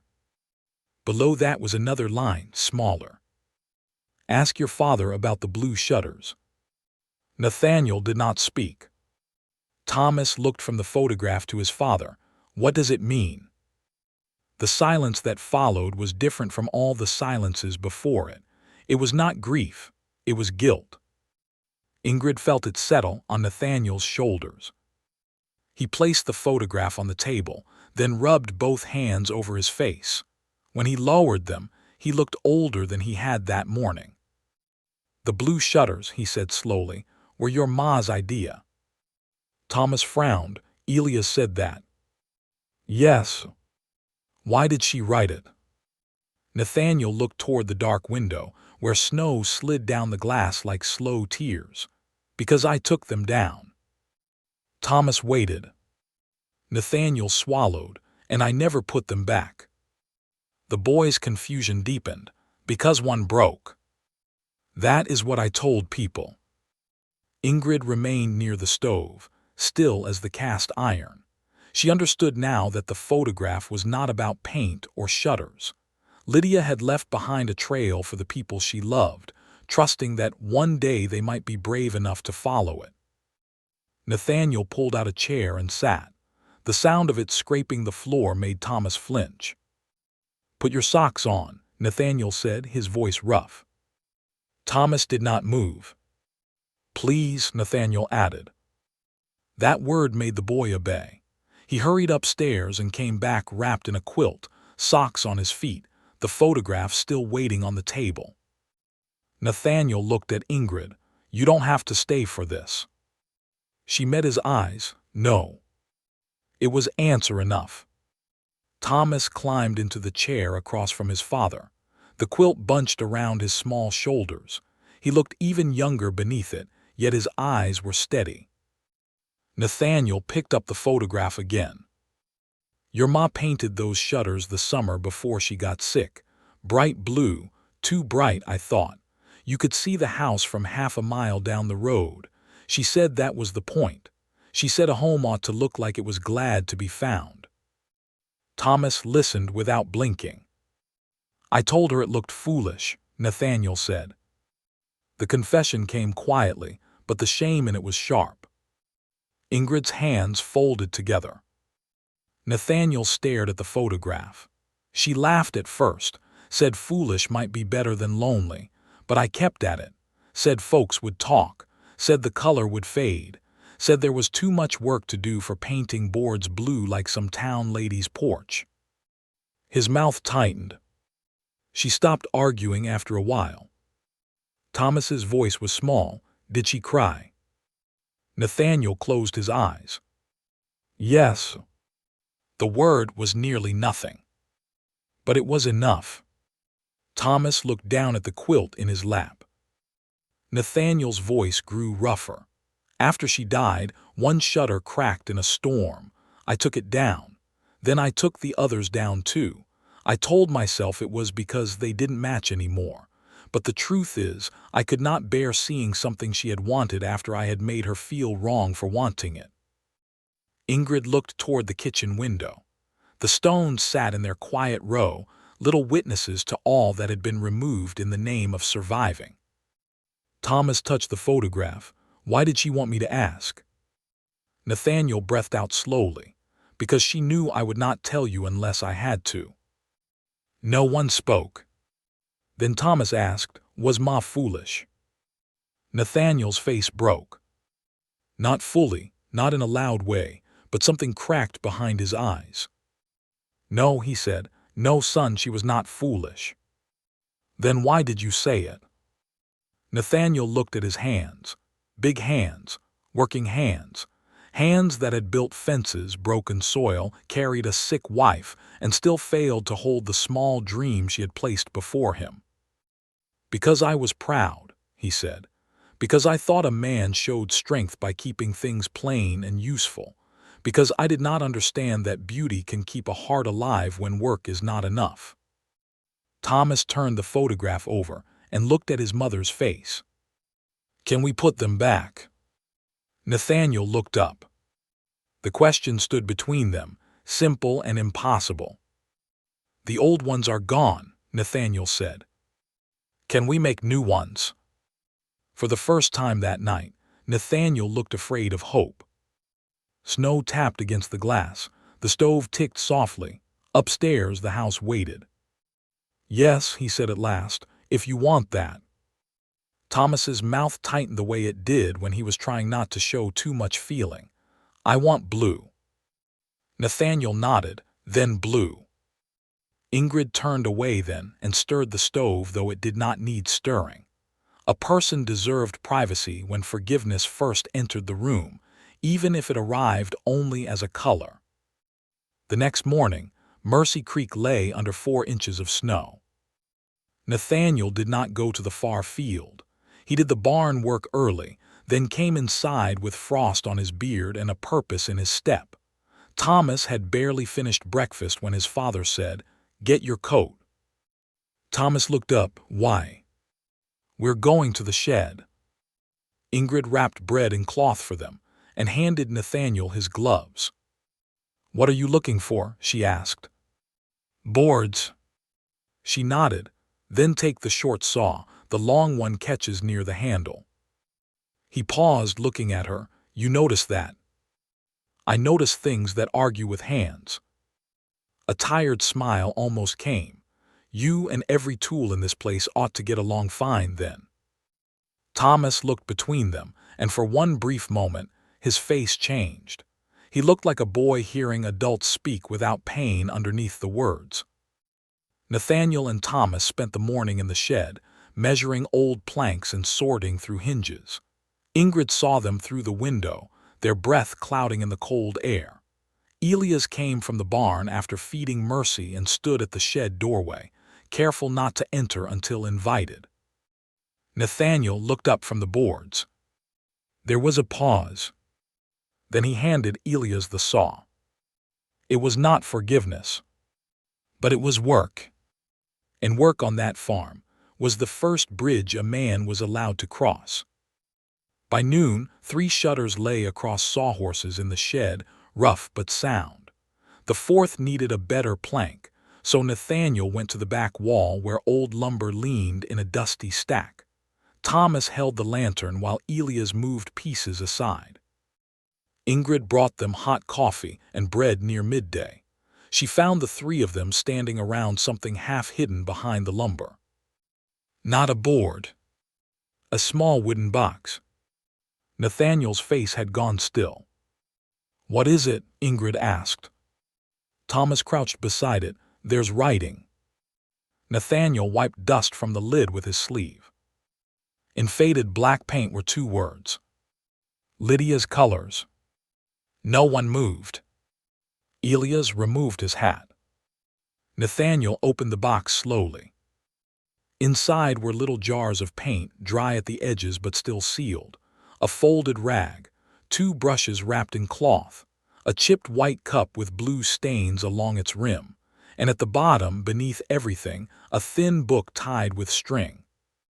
Thomas reached for it, but Nathaniel gently stopped him. "Let me," he said. The boy pulled his hand back. Nathaniel untied the string and opened the little book. It was not a diary, not exactly. There were sketches, a bird on the fence, the barn cat, the kitchen window with stones lined along the sill, Thomas as a toddler asleep with one fist against his cheek, Nathaniel standing in a field, hat in hand, drawn from behind. Page after page of ordinary things made precious, because Lydia had seen them. Then near the middle, a loose paper slipped out and fell to the shed floor. Ingrid picked it up. Her eyes moved over the words, and her heart gave a slow, painful twist. Nathaniel looked at her. "What is it?" Ingrid held it out. He took it, read one line, and sank onto the overturned crate as if his legs had forgotten their strength. Thomas stepped closer. "Pa." Nathaniel could not answer. So Ingrid knelt beside the boy and read the words aloud, gently.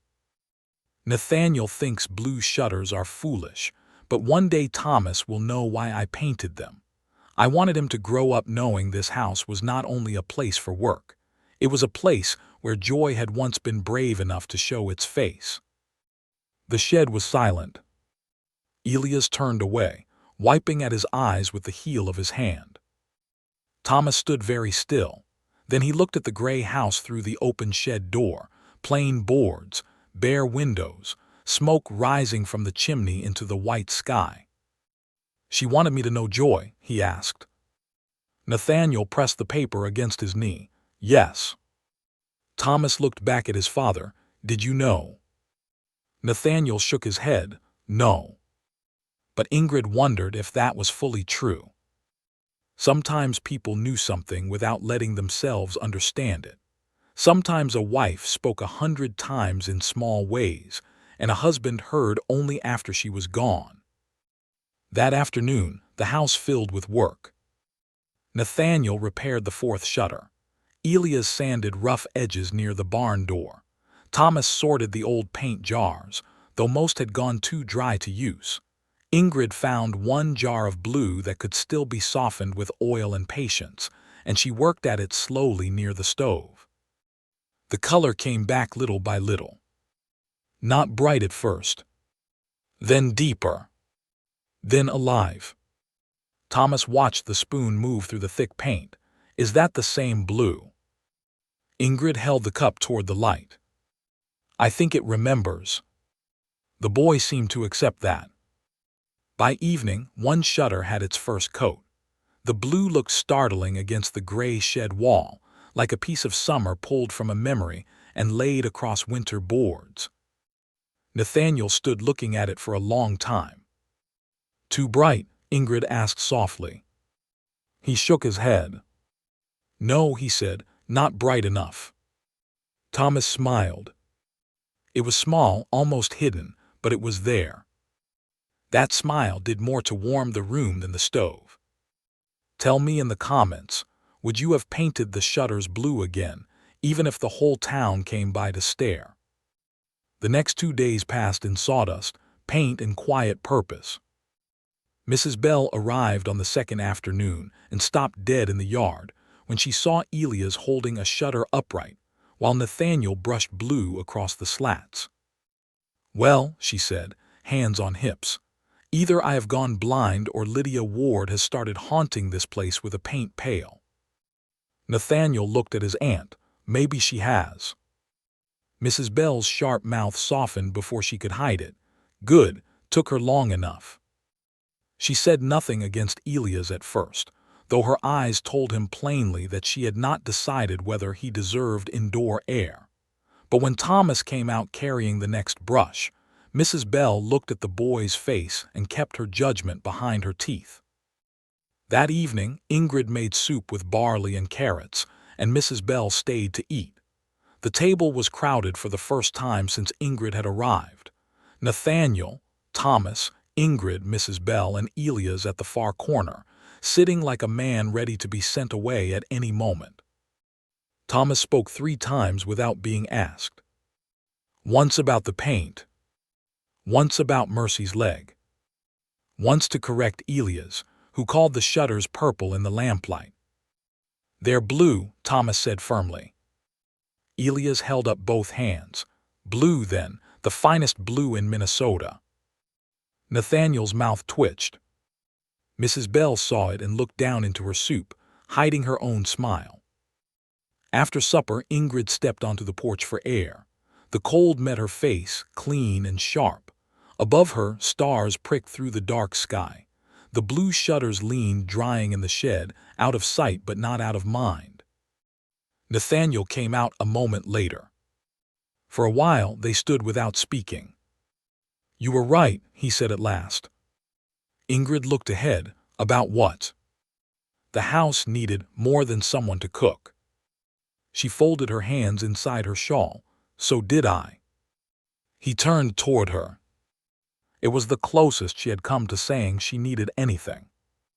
The porch boards creaked as he shifted his weight. Ingrid. Her name in his mouth sounded careful, almost unfamiliar. Before he could say more, a horse's sharp cry came from the barn. Then Elias shouted, Nathaniel. Both of them ran.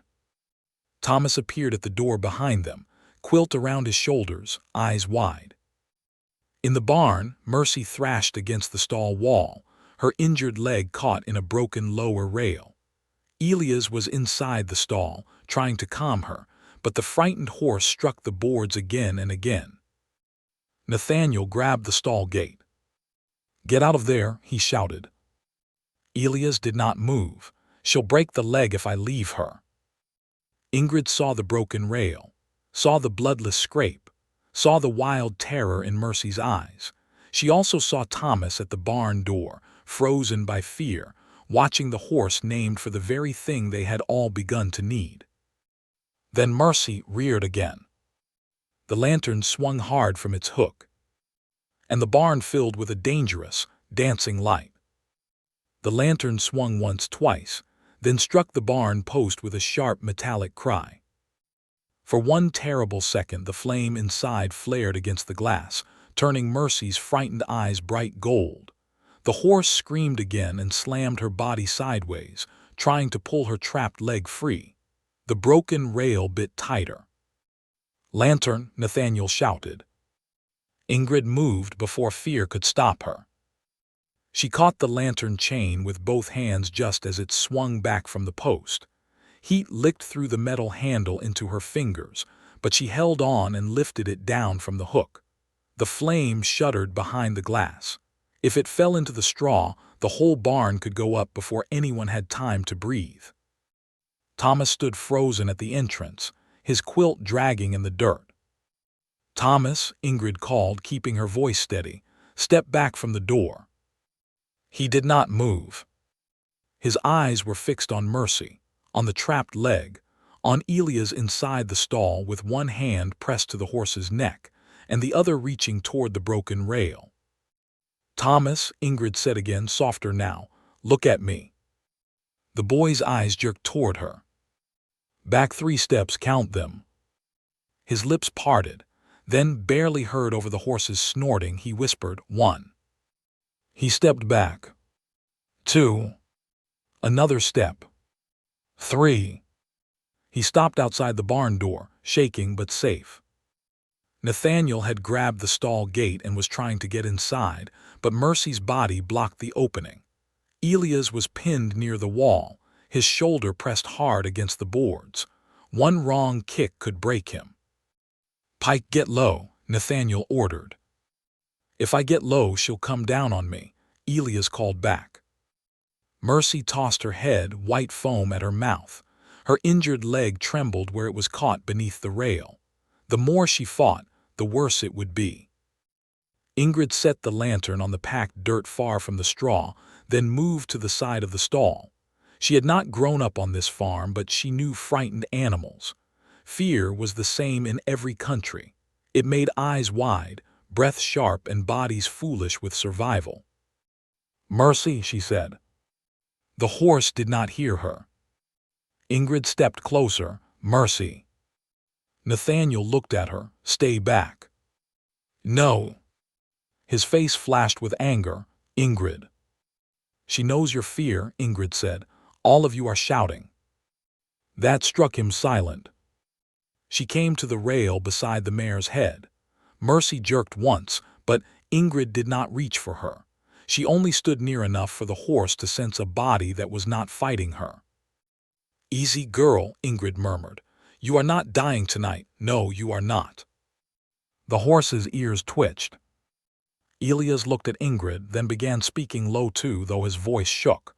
"That's it, Mercy, that's it. Stand easy."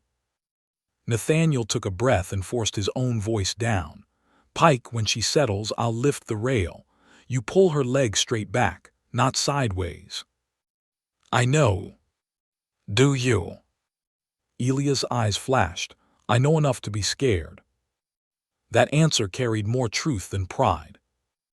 Mercy shifted again, but this time she did not rear. Ingrid kept talking, not with many words, only a soft stream of sound. She spoke partly in English, partly in Norwegian, without meaning to. The old language came when fear reached deep enough. "Rollig, rollig, easy now, good girl, no one is leaving you in the dark." Thomas heard the strange words from outside. Years later, he would not remember what they meant, only that the sound of them made the barn seem less likely to burn. Nathaniel braced both hands on the broken rail. "Ready?" he asked. Elias crouched lower, one hand on Mercy's trapped leg. Ingrid held the mare's gaze. "Now," Nathaniel said. He lifted. Elias pulled. Mercy jerked hard, striking the stall wall with her shoulder. The rail cracked. Nathaniel grunted, muscles straining, and Elias nearly slipped in the straw. Then the mare's leg came free. Mercy stumbled back, trembling all over. Elias fell against the wall and slid to the ground. Nathaniel dropped the rail and grabbed the mare's halter before she could panic again. Ingrid stepped back, breathing hard. For a moment, no one spoke. Then Thomas called from outside, "Is she hurt worse?" Nathaniel bent, running careful hands down Mercy's leg. The mare flinched but stood. "Scraped," he said, "not broken." Thomas's face crumpled with relief, so quickly he turned away to hide it. Elias remained on the straw, one hand pressed to his ribs. Nathaniel looked at him. "Can you stand?" "Give me a minute." "You hurt." "Pride mostly." "Pride doesn't make a man hold his side like that." Elias gave a weak breath that almost became a laugh. "Then maybe not mostly." Nathaniel stepped toward him, then stopped. There was old anger between them still, but there was also the fact that Elias had stayed in a dangerous stall for a frightened horse that was not really his, on land where he was barely welcome. "Let me see," Nathaniel said. Elias looked up, surprised. "I said let me see." This time the order held care beneath it. Ingrid guided Thomas back to the house while Nathaniel helped Elias to the kitchen a few minutes later. The boy did not argue. He kept looking over his shoulder toward the barn, where Mercy stood quiet now, wrapped in shadow and lamplight. In the kitchen, Ingrid set water to heat and brought clean cloth. Elias sat stiffly in a chair while Nathaniel checked his side. There was no blood, only bruising already rising dark under the skin. "Nothing broken," Nathaniel said. maybe cracked, hard to tell. I've had worse. Mrs. Bell would have said that was exactly the sort of foolish sentence men used when they wanted women to roll their eyes. Ingrid only handed him the warm cloth. Hold this there. Elias took it. Thank you, ma'am. Thomas stood near the stairs in his nightshirt and quilt, watching Elias. You stayed, the boy said. Elias looked at him. Mercy was scared. You could have got out. Maybe. But you didn't. Elias lowered his eyes. No. Thomas seemed to weigh this carefully. Then he said, Ma would say that was good. The words hit Elias hard. His mouth tightened, and he looked down at the cloth in his hands. Nathaniel turned away and poured coffee, though nobody needed coffee at that hour. Ingrid watched them all and thought how strange healing was. It did not come dressed in clean clothes. Sometimes it came muddy, bruised, limping into the kitchen after nearly being kicked by a horse. The next morning the barn smelled of cold smoke, though nothing had burned. Nathaniel replaced the broken rail before breakfast. Elias, against everyone's advice, insisted on helping with one hand pressed to his ribs. Thomas stood nearby holding nails in a tin cup. At first, Nathaniel told him to go inside. Thomas did not move. I can hold nails, he said. It was such a small rebellion that Ingrid, watching from the porch, had to lower her face to hide a smile. Nathaniel stared at his son, then gave one short nod. Keep them dry. Thomas lifted the tin cup with both hands, solemn as a church deacon.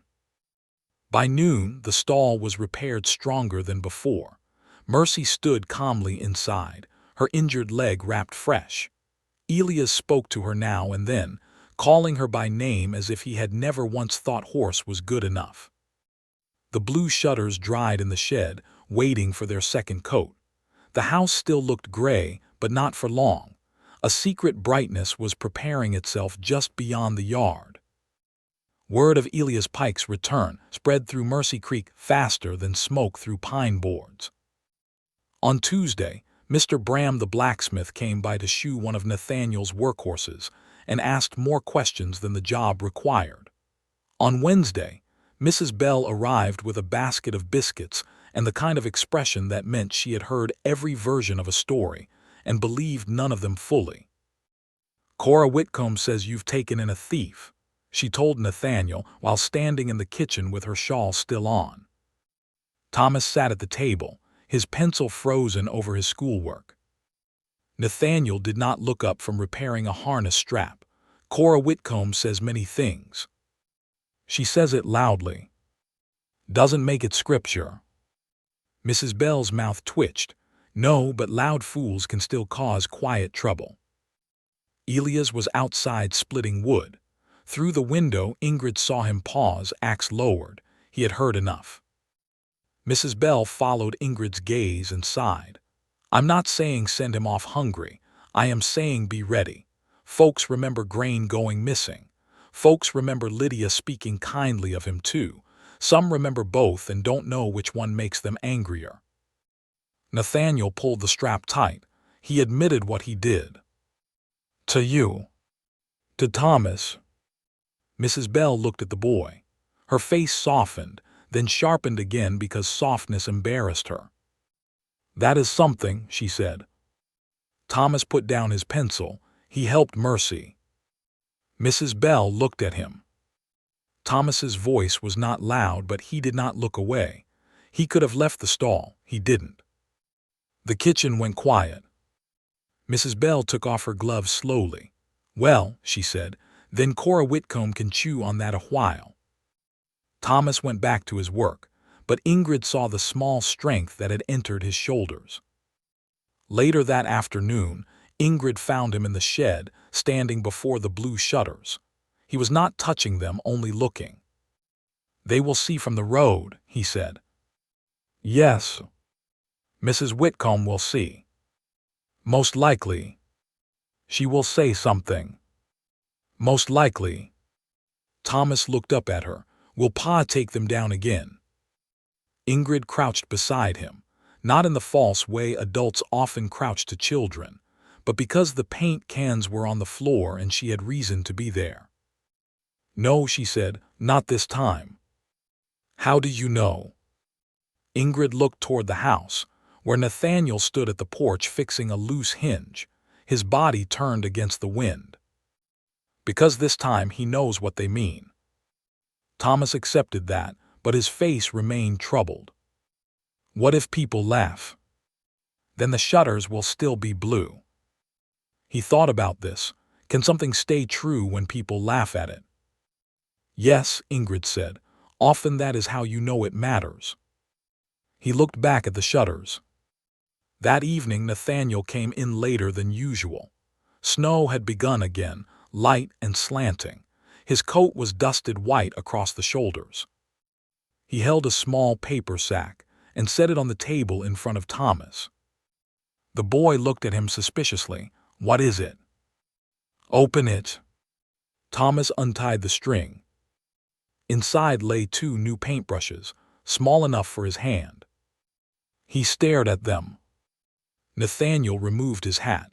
"Thought you might help with the final coat."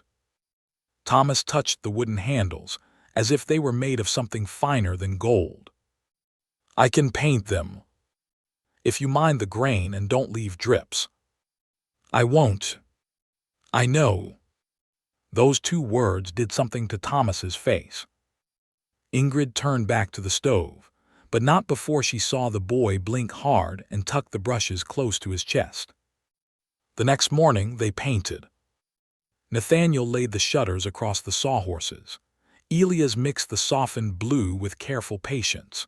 Ingrid warmed coffee and brought it out in cups that steamed in the cold.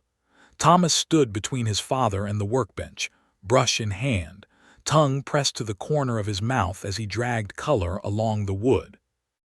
The blue spread under his careful strokes. Not perfect, not smooth in every place, but alive. Nathaniel watched his son paint, and Ingrid watched Nathaniel. A man could apologize with words. Sometimes he had to. But there were apologies that required a hammer, a plank, a paintbrush, and a willingness to let the whole town see what he had once been too proud to honor. By afternoon, all 4 shutters stood finished. They had to dry one more night before being hung. That night after supper, Thomas asked to bring Lydia's photograph downstairs. Nathaniel said yes before fear could talk him out of it. Thomas placed the photograph against the blue picture on the kitchen shelf, so his mother's face looked toward the window. Then, to everyone's surprise, he spoke to it. "They're blue again," he said. No one moved. His voice wavered, but he continued. "Pa bought brushes. I painted one side. Elias mixed wrong first, but Ingrid fixed it." Elias looked down, embarrassed and smiling at once. Thomas swallowed. "Mercy's leg is better." Nathaniel pressed one hand to the back of a chair. "And I am talking some," Thomas added. "That broke something." Not loudly, not with sobbing or sudden embraces. The Ward family did not break that way, but Nathaniel lowered his head, and the hand on the chair tightened until his knuckles went pale. Ingrid felt tears sting her own eyes. Thomas looked at the photograph a moment longer. "I still miss you." The room became holy in its quiet. Then he picked up the photograph and carried it back upstairs. No one followed. Some grief had to walk on its own 2 feet before it could let others near. After he was gone, Elias stood suddenly. "I should go to the shed." "You haven't finished your coffee," Ingrid said. "I should go anyway." Nathaniel looked at him. "Sit down." Elias stopped. "It wasn't your fault he misses her," Nathaniel said. Elias' face tightened. "Never thought it was." "No," Nathaniel said. "You thought being in the room made it worse." Elias had no answer. Nathaniel looked toward the stairs. "Maybe it doesn't." Elias sat down slowly. The next morning dawned clear. The sky was pale blue, almost the same color as the shutters but colder. Nathaniel brought out the ladder after breakfast. Thomas carried the nails. Elias carried the shutters one by one, careful not to scratch the paint. Ingrid stood in the yard with Mrs. Bell, who had arrived early because, as she put it, if Lydia Ward's ghost was redecorating, she aimed to witness it. The first shutter went up beside the kitchen window. Blue against gray. The house changed instantly. Not into a grand house, not into anything fancy, but into a place with a pulse. The second shutter went up by the parlor window. Then the third upstairs near Thomas's room. When the fourth was fitted into place, Nathaniel stayed on the ladder longer than needed, his hand resting on the painted wood. Thomas stood below, face lifted. "How does it look?" Nathaniel asked. The boy answered without hesitation. "Like she wanted." Mrs. Bell turned away and blew her nose loudly into a handkerchief, pretending it was the cold. Ingrid smiled. For one bright hour, it seemed the whole farm had remembered how to breathe. Then a wagon appeared on the road. It came from town, moving fast enough to throw snow from its wheels. A man sat at the reins, and beside him rode Mrs. Cora Whitcomb, stiff-backed and dressed in black like she was attending a funeral she hoped to enjoy. Nathaniel climbed down from the ladder. Elias stepped back toward the barn. Thomas moved closer to Ingrid. The wagon stopped at the gate. The man driving was Sheriff Abel Crowley. He looked from the blue shutters to Elias Pike, then to Nathaniel. "Morning," the sheriff said, though his face held no morning warmth. "Heard a man wanted for theft might be staying here." Mrs. Whitcomb lifted her chin, her eyes bright with satisfaction. Nathaniel's hand tightened around the hammer. Thomas whispered, "Pa." And the blue shutters, still fresh and shining in the cold sun, watched over a yard where mercy was about to be tested before the whole town. Sheriff Abel Crowley did not step down from the wagon right away. He sat with the reins in his gloved hands, his eyes moving slowly over the ward yard. First the barn, then the shed, then Elias Pike standing near the woodpile with the split log still in one hand, then the blue shutters, bright against the gray house, so fresh the morning sun seemed to hold on to them.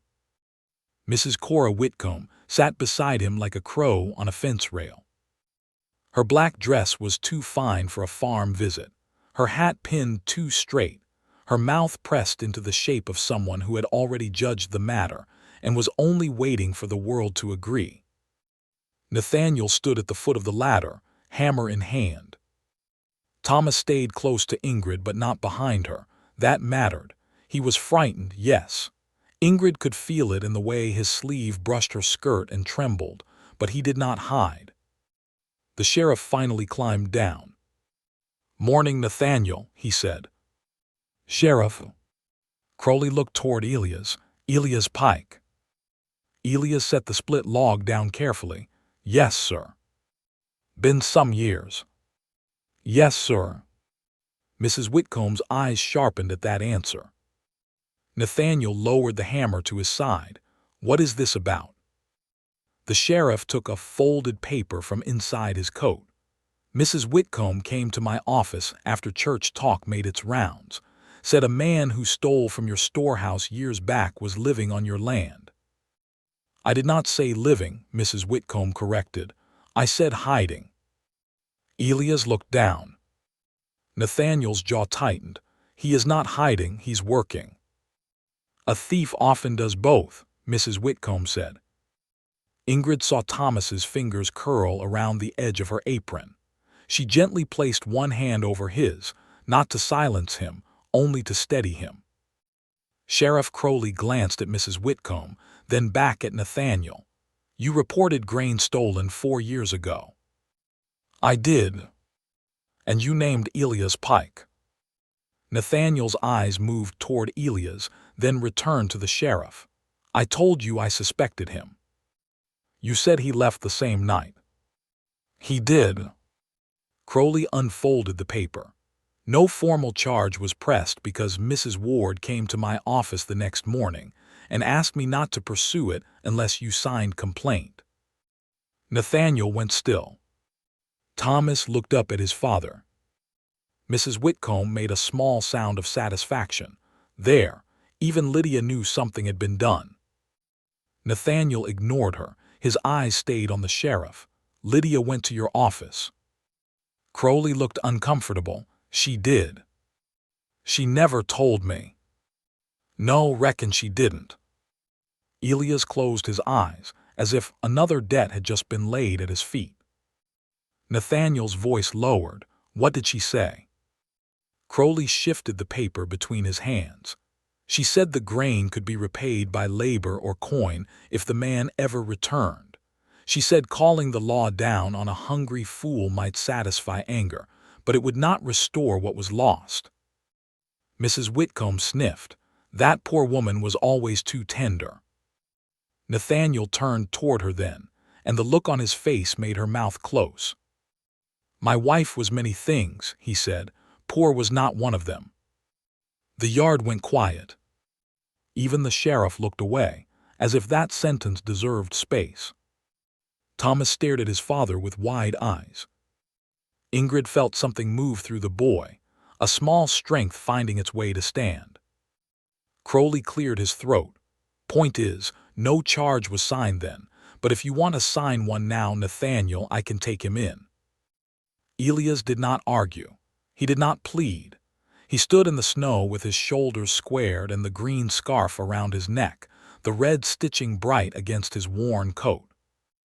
Nathaniel looked at him. 4 years of anger could have spoken in that moment. 4 years of shame. 4 years of imagining Lydia's missing scarf as proof of something darker than kindness. 4 years of a man carrying a house alone because he had taken down the blue from its windows and called it strength. Thomas whispered, "Pa." Nathaniel looked down. The boy stepped away from Ingrid. He was small in the yard, small beside the sheriff, small beside the wagon, small beneath the cold Minnesota sky. But when he spoke, his voice did not shake.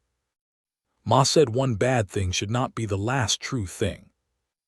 Mrs. Whitcomb's face pinched. Child, this is grown business. Thomas looked at her. For a moment, Ingrid saw Lydia in him, though she had never known Lydia living. She saw it in the steady eyes, the stubborn kindness, the quiet refusal to be moved by a hard voice. It is my ma's scarf, Thomas said, and my pa's grain and our horse he helped save. Mrs. Whitcomb drew back as if he had slapped her. The sheriff's mouth twitched, not quite a smile. Nathaniel stared at his son. His face changed slowly, like dawn touching a field. Then he turned to Crowley. I won't sign. Mrs. Whitcomb's head snapped toward him. Nathaniel Ward, surely you do not mean to let this pass. No, he said, I mean to let him repay it. Elias looked up. Nathaniel faced him fully. You stole from me. Yes. You left my wife to speak mercy over a debt you should have carried yourself. Elias' face tightened. Yes. You will work until the grain is paid back. Fair rate, not slave wages, not charity work. Elias swallowed hard. I will. And when spring comes, you can leave clean or stay honest. That choice will be yours. The sheriff folded the paper again and tucked it into his coat. Sounds settled. It is not settled, Mrs. Whitcomb said sharply. It is reckless. What kind of example does this set?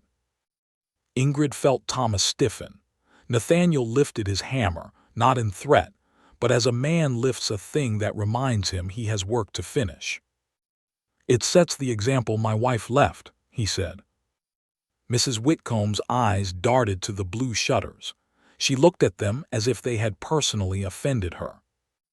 And these, she asked, you think paint will raise the dead? The words were cruel enough that the sheriff looked at her. Elias' jaw tightened. Mrs. Bell, who had been quiet near the porch, took one step forward with the look of a woman ready to use her tongue like a frying pan. But Thomas spoke first. "No," he said.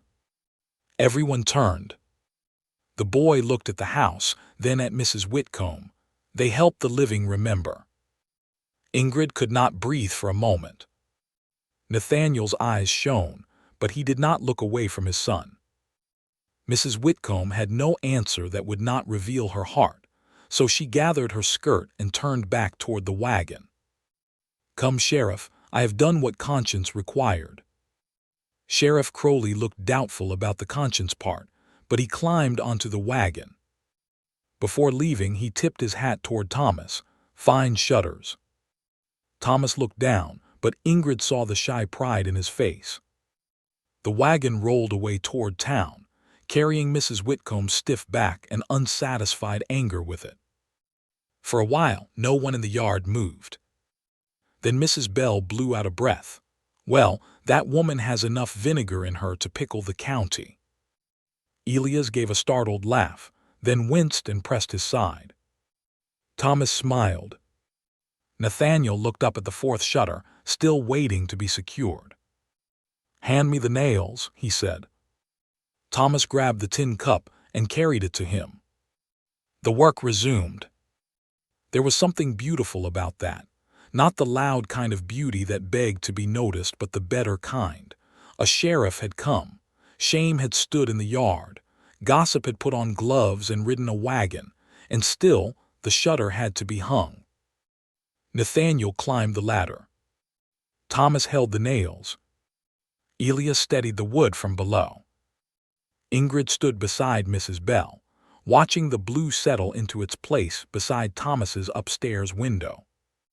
When the last nail went in, Nathaniel rested his palm against the shutter. The house looked glad to be found.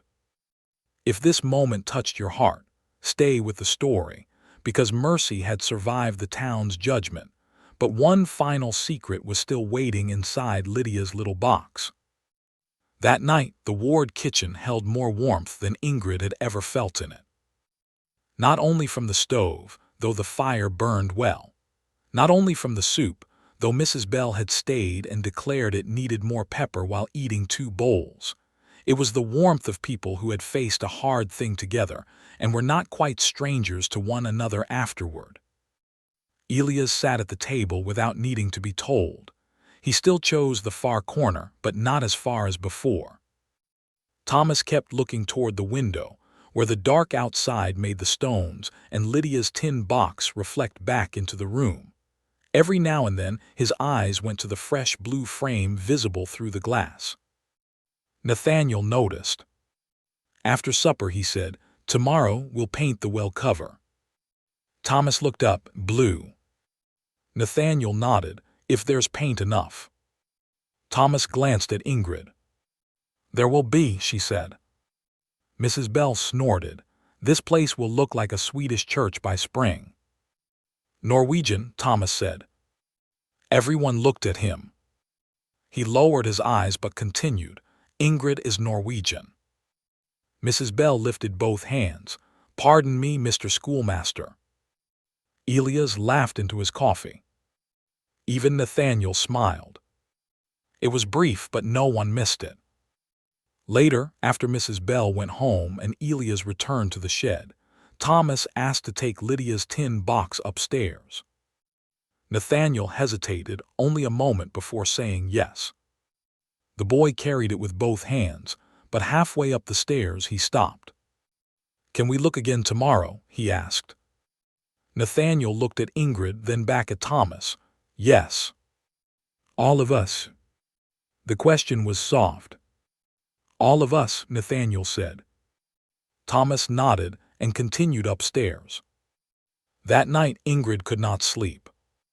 The little room off the kitchen was warmer now because Nathaniel had quietly stuffed wool batting into the crack beneath the sill without mentioning it. She had found the neat repair that afternoon. His work was plain, careful, and nearly invisible, which suited him. She lay beneath her quilt and listened. The house no longer sounded empty. It breathed differently now. Nathaniel moved once upstairs, checking the hall as he often did. Thomas turned in his bed. The wind pressed against the new shutters and gave a soft wooden rattle, like a voice testing itself after long silence. Ingrid thought of her own letter in the drawer. Her husband's letter. For weeks she had kept it folded beneath her spare dress, close enough to know it was there, far enough not to face. She had crossed an ocean with it and still had not found the courage to read it in this new country. But Lydia's photograph had changed something. The dead did not always ask to pull the living backward. Sometimes they left words behind so the living could go forward without feeling they had abandoned love. Ingrid rose before she could talk herself out of it. She lit a small lamp, opened the drawer, and took out the wrapped cloth. Her hands trembled as she unfolded it. The paper inside was soft along the creases from being opened and closed too many times in another life. She sat on the bed and read. My dearest Ingrid, if this reaches a day when I am gone, do not build your home inside my grave. You were made for more than sitting beside what could not stay. She stopped there. The room blurred. She pressed the letter to her chest and bent over it, silent because old grief often came back with manners, knocking softly before it broke the door. A light tap sounded. Ingrid froze. Another tap. Not from the hall. From the window. She stood, wiping her face quickly, and lifted the curtain. Nathaniel stood outside in the snow, with a lantern in one hand. Her heart startled. She opened the window a few inches. Cold rushed in. What happened? She whispered. Nothing bad, he said quickly. I saw your lamp. She stared at him. He looked embarrassed now, as if realizing how strange it was to stand outside a woman's window in the snow, holding a lantern like some fool from a penny romance. I thought maybe you were unwell, he said. Ingrid looked at his boots half buried in white, his coat buttoned wrong in his hurry, his face lit gold by the lantern. No, she said softly, only remembering. His expression changed. He did not ask what, that was why she answered. My husband wrote me a letter before he died. Nathaniel was quiet. I read it tonight. The wind moved between them. What did it say? He asked. Ingrid looked down at the paper in her hand. Her voice trembled once, then steadied. That I should not build my home inside his grave. Nathaniel lowered his eyes. The sentence entered him, she saw it. For a long moment neither spoke. Then he said Lydia would have liked him. Ingrid gave a small, tearful laugh. You do not know anything about him. No, Nathaniel said, but I know that line. The kindness of it nearly undid her. She folded the letter carefully. You will freeze. Likely. Go inside. He nodded but did not move at once. Ingrid. She looked at him. I'm glad you came to this house. Her fingers tightened on the curtain. No grand speech followed, no promise, no foolish rush toward feelings neither of them were ready to name, only that one sentence standing honest in the cold. I am glad too, she said. Nathaniel nodded once and walked back around the house toward the kitchen door. Ingrid closed the window and leaned her forehead against the cold glass. For the first time since leaving Norway, she did not feel as if she had only survived the journey. She felt as if she had arrived. The next morning, the sky cleared bright. After chores and breakfast, Nathaniel brought Lydia's tin box to the table. Thomas sat on one side of him. Ingrid sat across. Elias had been invited in after barn work and stood near the stove until Thomas said, You can sit. So he sat. Inside the tin box were the brushes, the ribbon, the buttons, the pressed flower, the photograph, and Lydia's little sketchbook. They turned the pages slowly. There were drawings of things they knew, the barn cat, the stones, Thomas's baby hand, Nathaniel's hat, the well, the north field, A tiny sketch of Mrs. Bell scowling over a pie, which made Mrs. Bell, when shown later, deny looking that sour while secretly asking if she could keep it. Near the back of the book, 2 pages were stuck together. Ingrid noticed the edge first. "Careful," she said. Nathaniel held the book near the stove, warming the paper just enough for the old stickiness to soften. With patient fingers, he eased the pages apart. A folded note slipped out. Thomas picked it up. This one had his name on it. Not for Thomas when he is older. Only Thomas. His small face went pale. Nathaniel reached for the note, then stopped himself. "Do you want me to read it?" Thomas held it for a long moment. Then he handed it to Ingrid. "You," he said. Ingrid felt the trust of that one word settle in her hands. She unfolded the paper. The writing was faint but clear enough.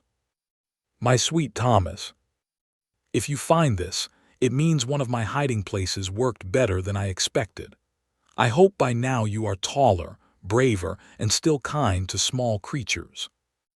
Thomas made a small sound, half laugh, half hurt. Ingrid continued, "I know there may be days when my name makes the room quiet. Do not let that make you afraid to speak it. I was here. I loved your father. I loved you. I loved the stubborn cat, the old well, the field after rain, and the way you lined pebbles on the kitchen sill as if they were soldiers guarding the glass." Thomas wiped his cheek with his sleeve. Nathaniel stared at the table. The letter went on. "If your father becomes too quiet, forgive him. He was never taught what to do with a heart once it broke. But he loves fiercely, even when his love comes out like work, repairs, and silence." Nathaniel covered his mouth with one hand. Ingrid's voice shook, but she kept reading. "And if someday someone comes into this house who knows how to bring warmth back into it, do not be afraid. Love does not push the old love out. It makes room beside it." Ingrid stopped. The room had gone completely still. Thomas looked at her. Nathaniel looked at her too. So did Elias. Ingrid stared at the words, unable to breathe. Lydia Ward, dead and buried, had somehow reached across years and placed her hand on the very fear Ingrid had not dared to speak. Thomas slid from his chair and came around the table. He leaned against Ingrid's side. "Not much. Just enough." "Keep reading," he whispered. Ingrid looked at Nathaniel. His eyes were wet but steady. She read the final lines. "Paint the shutters blue again if they are gone. Put stones in the window. Feed the hungry but do not let them lie. And Thomas, when grief feels too heavy, go find your father's hand. He will pretend he does not need yours, but he does." The paper trembled in Ingrid's fingers. Thomas crossed the room to Nathaniel. For a heartbeat, neither moved. Then the boy reached for his father's hand. Nathaniel broke. He pulled Thomas into his arms and held him tight, not with the careful restraint of a man afraid to hurt something fragile, but with the desperate love of a father who had been waiting years for permission to hold his own child through the grief they shared. Thomas cried then. Not loudly, not wildly, but truly. Nathaniel bent over him, his face hidden in his son's hair. Elias turned toward the window. Ingrid folded the letter gently and set it beside Lydia's photograph. Outside, the blue shutters caught the morning sun. Inside, the Ward house filled with the sound it had feared most and needed most. Weeping. And beneath it at last healing. For the rest of that morning, nobody tried to make the house sound normal.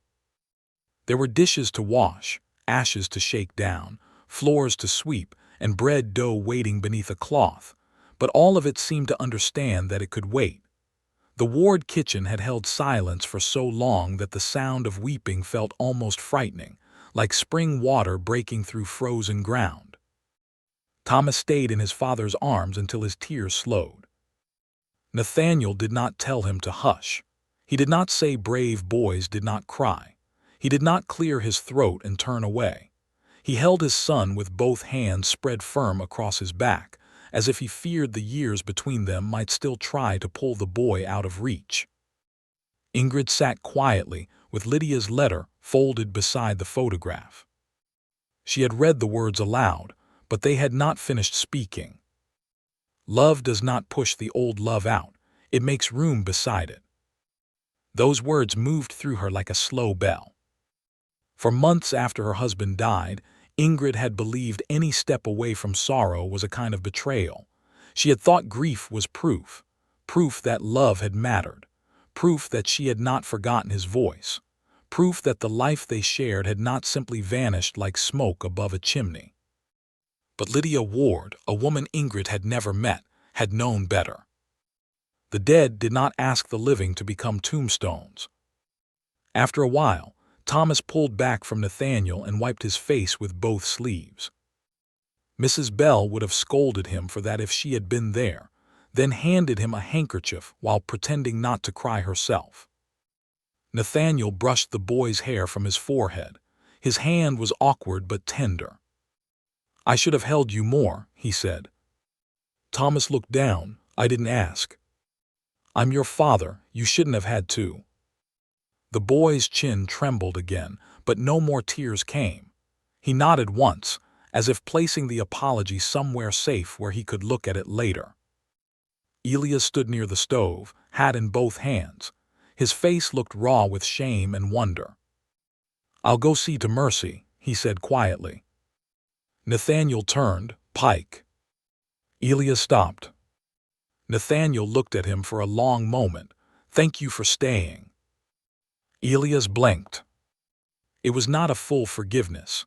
Not all debts were washed clean in one morning, but it was a plank laid across a difficult crossing.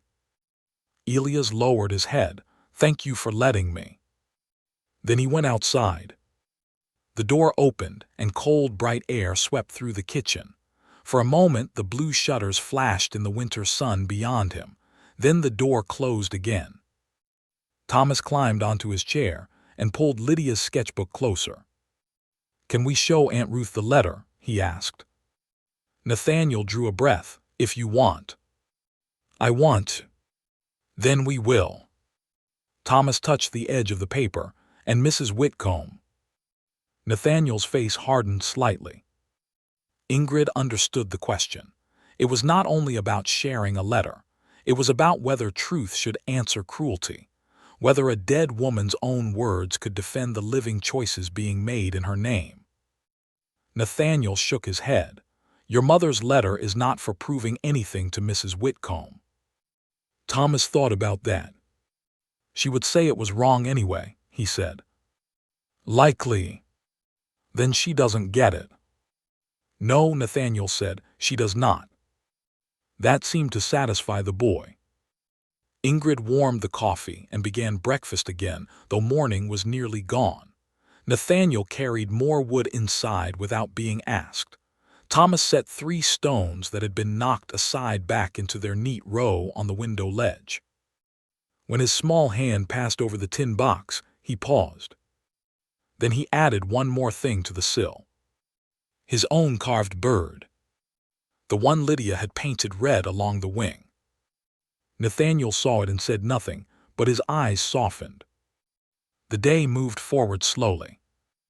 By noon, Mercy Creek had begun to hear about the sheriff's visit, Elias Pike's public mercy, and the blue shutters that looked, according to Mr. Bram the blacksmith, like somebody nailed a piece of June onto a November house.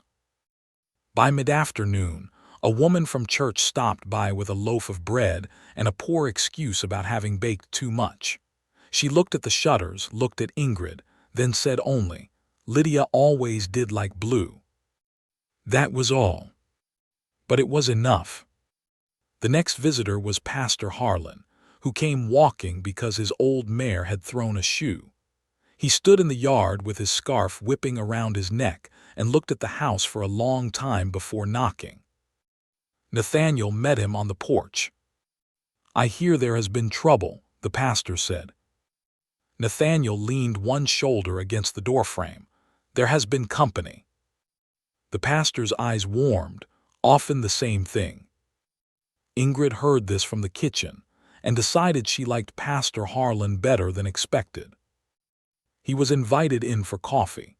Thomas showed him the shutters from inside the house, explaining which side he had painted. Pastor Harlan listened with the seriousness of a man being shown a church bell.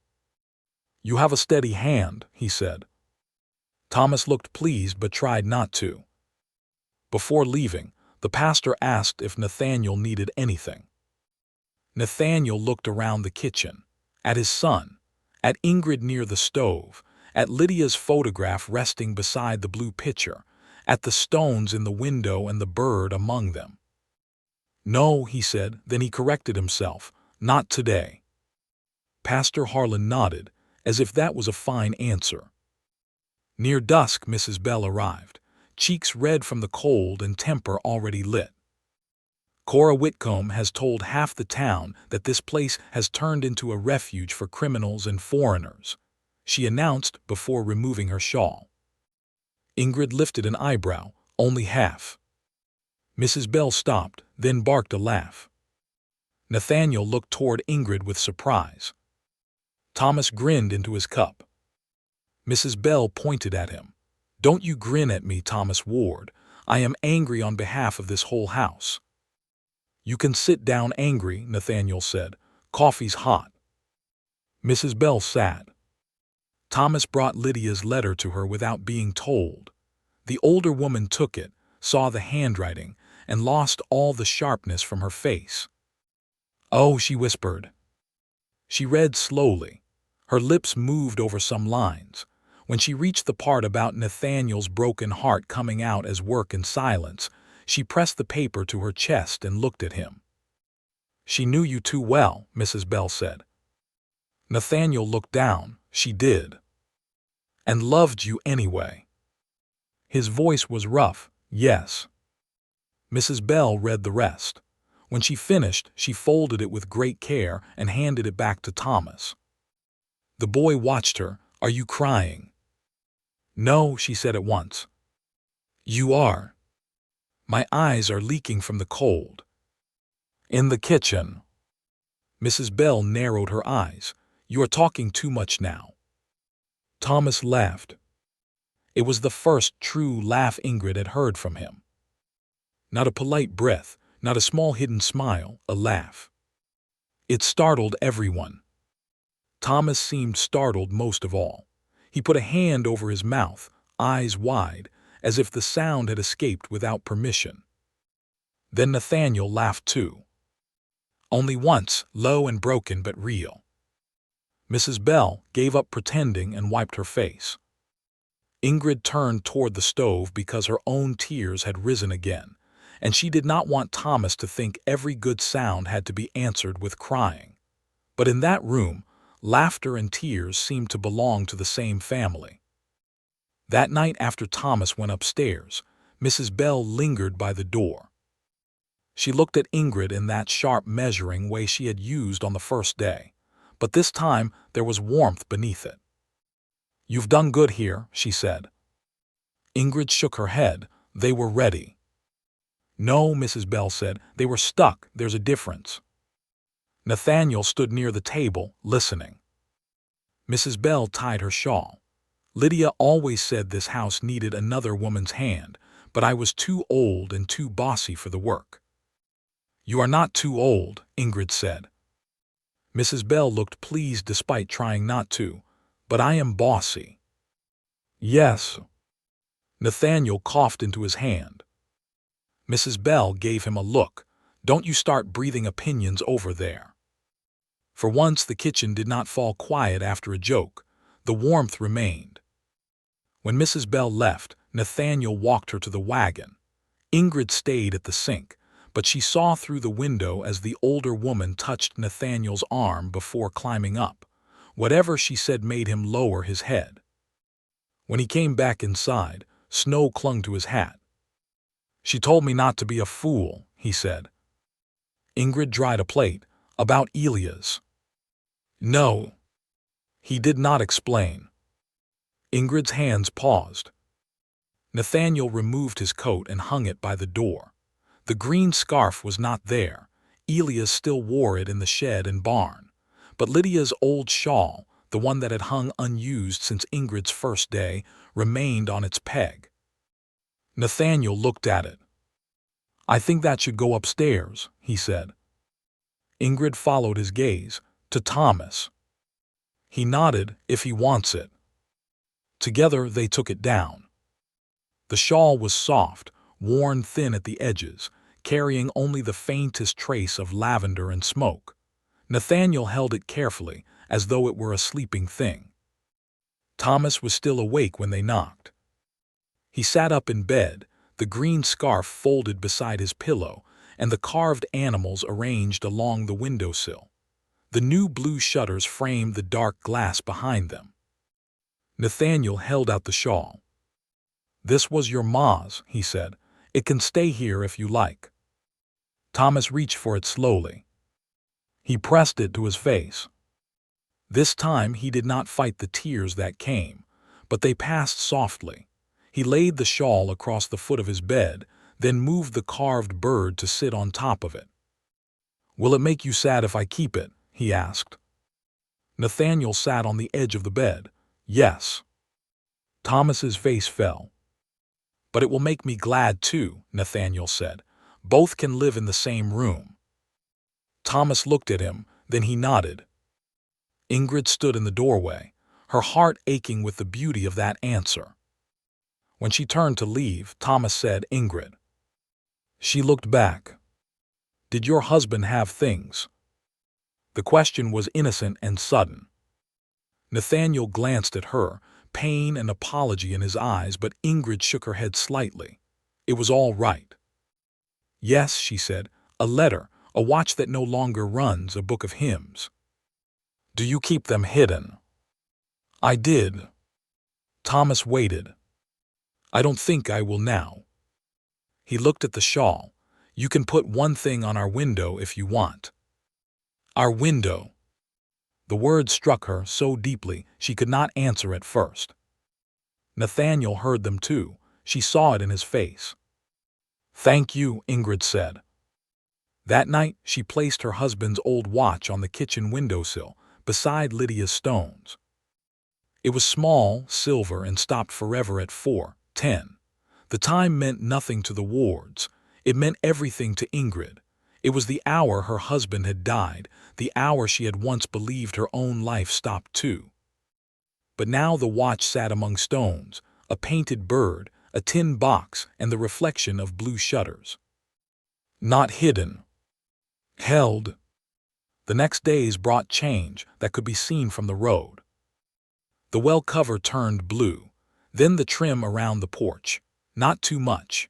Nathaniel would never permit the whole house to become a festival, and Ingrid would not have asked it, but small bright touches appeared where gray had ruled too long. Elias worked hard. He repaired the shed door, mended the south fence, and split enough wood to make Mrs. Bell say he was either repentant or afraid of her.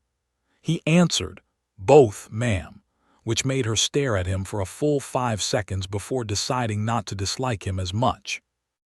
Mercy's leg improved.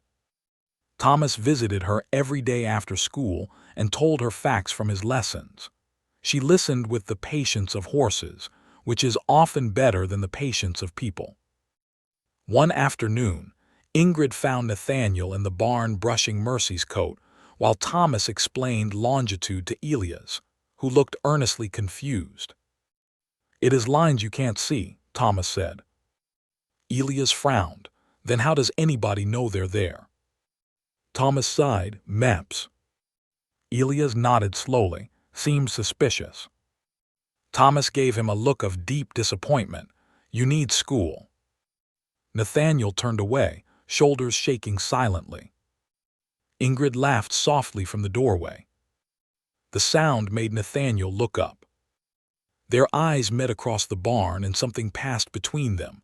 Not sudden, not wild, something quieter and more dangerous because it had roots. Ingrid looked away first.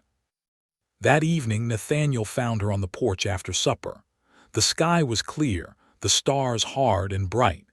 Inside, Thomas was reading aloud from his schoolbook, stumbling over larger words but not stopping. Elias listened at the table, pretending not to be helped by it. Nathaniel stood beside Ingrid. "I wrote to my brother," he said. "The one from Iowa." He nodded, told him he could come in spring if he still wanted work. "That is good." "I also told him the house is full." Ingrid's breath caught. Nathaniel kept his eyes on the yard. "Not because there's no room, because I needed him to know this place is not empty for him to fill." The cold touched Ingrid's cheeks, but beneath it warmth rose slowly. "I see," she said. He turned his hat in his hands. "I don't know how to speak fine." "I do not need fine." "I know." A small smile touched his mouth. "That makes it harder somehow." She looked at him then. He grew serious. "I'm not asking anything tonight, wouldn't be right. There's grief still, yours and mine, Thomas too." "Yes. But I want you to know, when spring comes, and if you have found what you came for, I would be honored if you stayed." The words stood in the cold between them, plain and strong. Ingrid looked out at the blue well cover, the barn, the snow shining under starlight. Once, staying would have frightened her more than leaving. Now leaving felt like tearing up something tender by the roots. "I will think toward spring," she said. Nathaniel nodded, accepting that as the precious answer it was. From inside, Thomas called, "Ingrid, what is this word?" She turned toward the door. Nathaniel opened it for her. The kitchen light spilled across the porch, warm and golden. Ingrid stepped into it. But just as she reached the table, a hard knock struck the front door. Everyone went still. Nathaniel crossed the room and opened it. Sheriff Crowley stood outside, hat in hand, his face grim. Behind him in the dark road stood Elias' bay mare, saddled and restless. Elias rose from the table. "Mercy." The sheriff looked at him, found her near town. Nathaniel's eyes narrowed. "Alone." Crowley nodded. "And there's word from Duluth. A man matching Elias Pike's description is wanted in connection with a robbery last month." The room changed at once. Elias went white. Thomas stood so fast his chair scraped the floor. "That's wrong," the boy said. The sheriff looked at Elias, not unkindly but firmly. "I hope it is." Nathaniel stepped between the sheriff and the table. Ingrid saw Elias reach for the green scarf at his neck, as if it were the only honest thing left on him. And outside, Mercy pawed at the frozen ground, carrying no words, only the terrifying proof that someone had taken her from the ward barn and brought trouble back with her. Sheriff Crowley stood in the open doorway with snow on his hat and trouble in his eyes. Behind him, Mercy shifted in the frozen road, her reins hanging loose and her saddle dark with melted frost. The bay mare looked tired but not harmed. That was the first thing Thomas saw, and it steadied him only a little. Elias stood near the table, one hand still at the green scarf around his neck. "That cannot be right," he said. His voice was low, but the fear in it reached every corner of the kitchen. Nathaniel did not move from between Elias and the door. "What robbery?" The sheriff looked past him into the room. He saw Thomas, Ingrid, the schoolbook open on the table, Lydia's photograph near the blue pitcher, and the small silver watch resting among the stones on the window ledge. For a moment, he seemed sorry to have brought the outside world into such a place. "Supply office near Duluth," he said. "Money box taken. A clerk struck down, though he lived. Witness said the man had a bay mare, dark coat, green scarf with red stitching." Thomas's face went white. Mrs. Bell, who had stayed late and was standing by the stove, muttered, "That is a mighty convenient description." The sheriff heard her. "Convenient or not, I have to ask." Elias shook his head. I have not been to Duluth since before I came here. Crowley's gaze stayed on him. Can anyone swear to that? Nathaniel answered at once, I can. The sheriff looked at him. Every hour. Nathaniel's jaw tightened. There it was, the cruel little gap where truth could be made to look weak. Elias had slept in the shed. He had worked the barn. He had gone to check traps near the creek one morning. He had taken Mercy to water. A man determined to doubt him could find enough space to build a gallows out of suspicion. Thomas stepped forward. He was here. Crowley's face softened. I believe you think so, son. I know so.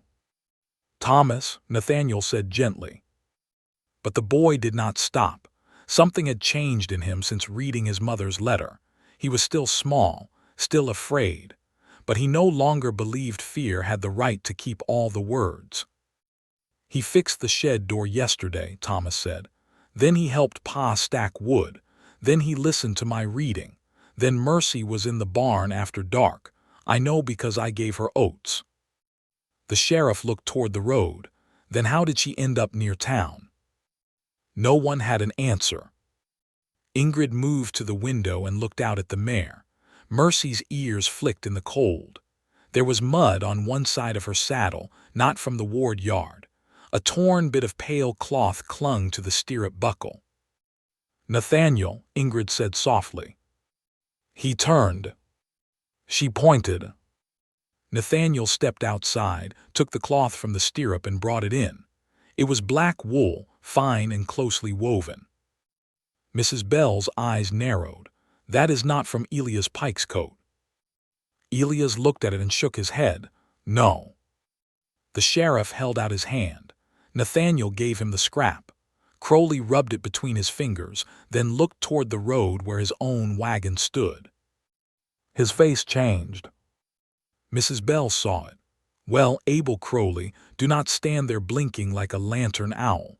Say what your eyes just told your head. The sheriff glanced at her. Mrs. Whitcomb wore a black wool riding coat when she came to my office. The kitchen went still. Thomas whispered, she took Mercy. Nathaniel's face darkened, to make Elias look guilty. I did not say that, the sheriff said. No, Nathaniel replied, but you are thinking it. Crowley looked tired. I am thinking I should have asked more questions before knocking on this door. Elias sank slowly into a chair, not from relief, but from the deep ache of nearly being dragged back into the man he had fought to leave behind. Ingrid looked at him. The truth has not finished yet.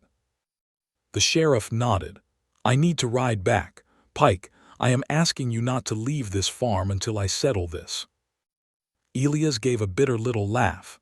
Sheriff, I have been trying to stop running for years. I will be here. Crowley tipped his hat and went back into the cold, leading Mercy toward the barn himself before returning to his wagon. Nathaniel shut the door. No one spoke for a long moment. Then Thomas turned to his father. Will they believe him? Nathaniel looked at Elias, then at Ingrid, then at the blue shutters beyond the dark glass. We will make sure they hear the truth, he said. The next morning, half of Mercy Creek gathered in front of the sheriff's office. Not because they had been invited, but because a town loved trouble the way dry grass loved a spark. Mrs. Whitcomb arrived in her black wool riding coat with one sleeve torn near the cuff. She claimed she had caught it on a nail at home. But when Sheriff Crowley held up the scrap from Mercy's saddle, her face lost its color. The truth came out slowly, then all at once. Mrs. Whitcomb had not robbed the Duluth supply office, but her nephew had. A foolish young man with debts, a dark coat, and a horse borrowed without permission from her cousin's place. When word came that Elias Pike matched enough of the description, Mrs. Whitcomb had seen a way to turn suspicion away from her own family and onto a man already stained by his past. She had taken Mercy from the ward barn after dark and led her near town, hoping the sheriff would find the mare and finish the story for her. But Mercy had dragged the truth back on her own saddle. No shouting followed. No one struck her. No ugly scene stained the street. Sheriff Crowley simply told Mrs. Whitcomb that false witness could do more damage than theft, and that she would answer for what she had done. Her nephew would answer too. Justice came quietly that day, but it came. Elias stood beside Nathaniel outside the sheriff's office, the green scarf at his neck and his hat in his hands. People looked at him differently now. Not all kindly, not all fairly, but doubt had been cracked, and through the crack, truth had entered. Thomas stood between Ingrid and his father. When Mrs. Whitcomb passed them, she would not meet the boy's eyes. Thomas did not speak to wound her. He only said, "One bad thing should not be the last true thing." She stopped. For one brief second, her proud face trembled. Then she walked on. Nathaniel placed a hand on Thomas's shoulder. "Your ma would have been proud." Thomas looked up. "Are you?" Nathaniel crouched in the street, heedless of who watched. "More than I know how to say." The boy leaned into him. This time, Nathaniel did not hesitate to hold him. Spring came late to Mercy Creek, but it came. Snow pulled back from the fields. Mud took the road. The creek ran loud beneath the cottonwoods. Mercy's leg healed strong, and Elias repaid the stolen grain in labor before the first green showed along the fence line. When the debt was counted finished, Nathaniel offered him fair wages to stay through planting. Elias looked at Thomas first. Thomas said, "Mercy likes you." Elias smiled. "That's so. She told me by not kicking you." "Well," Elias said, "that is the kindest thing a horse has ever said to me." So he stayed. In April, Nathaniel's brother came from Iowa, but not to fill an empty house. He came to join a living one. He found blue shutters, a boy who spoke at supper, a Norwegian woman whose bread could make a tired man forget his complaints, an ex-drifter mending fence with steady hands, and a widower who no longer treated silence like shelter. One Sunday after church, Nathaniel walked with Ingrid beside the creek where the ice had broken. Thomas ran ahead, searching for stones, his pockets already heavy with treasures. Nathaniel stopped near the bend. "Ingrid," he said. She turned. He held his hat in both hands, nervous as any young man, though grief had put gray at his temples and work had roughened every line of him. "I will not ask you to replace anyone," he said. "Not Lydia, not the man you lost. I know better now." Ingrid's throat tightened. "But I am asking if you would stay, not as help, not as someone passing through winter." He looked toward the house beyond the fields where the blue shutters caught the sun. "Stay because this has become your home too." Thomas had stopped by the creek. He was pretending not to listen, which meant he was listening with his whole heart. Ingrid thought of Norway, of the grave she had crossed an ocean trying not to live inside, of the letter, of the watch on the windowsill, of Lydia's words, gentle as a hand on her back. Love does not push the old love out, it makes room beside it. She looked at Nathaniel. "Yes," she said, "I will stay." Thomas dropped every stone in his hands and ran to them. Nathaniel laughed then, truly laughed, and caught his son with one arm while reaching for Ingrid with the other. She stepped into that circle, not as a woman rescued from loneliness, but as a woman brave enough to live again.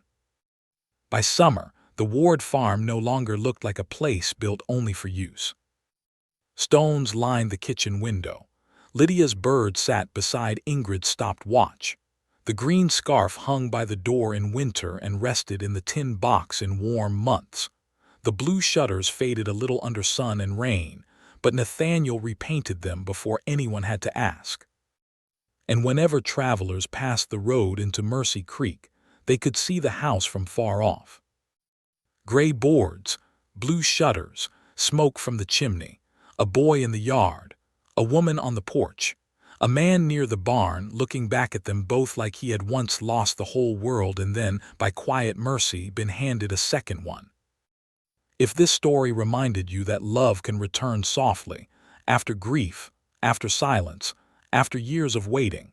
Then stay close for more stories where kindness, courage, and healing meet on the frontier. Years later, Thomas would tell people that Ingrid Dahl arrived at their farm with one brown bag and a careful voice. But that was not the full truth. She brought warmth where the stove could not reach. She brought memory back without letting it drown them.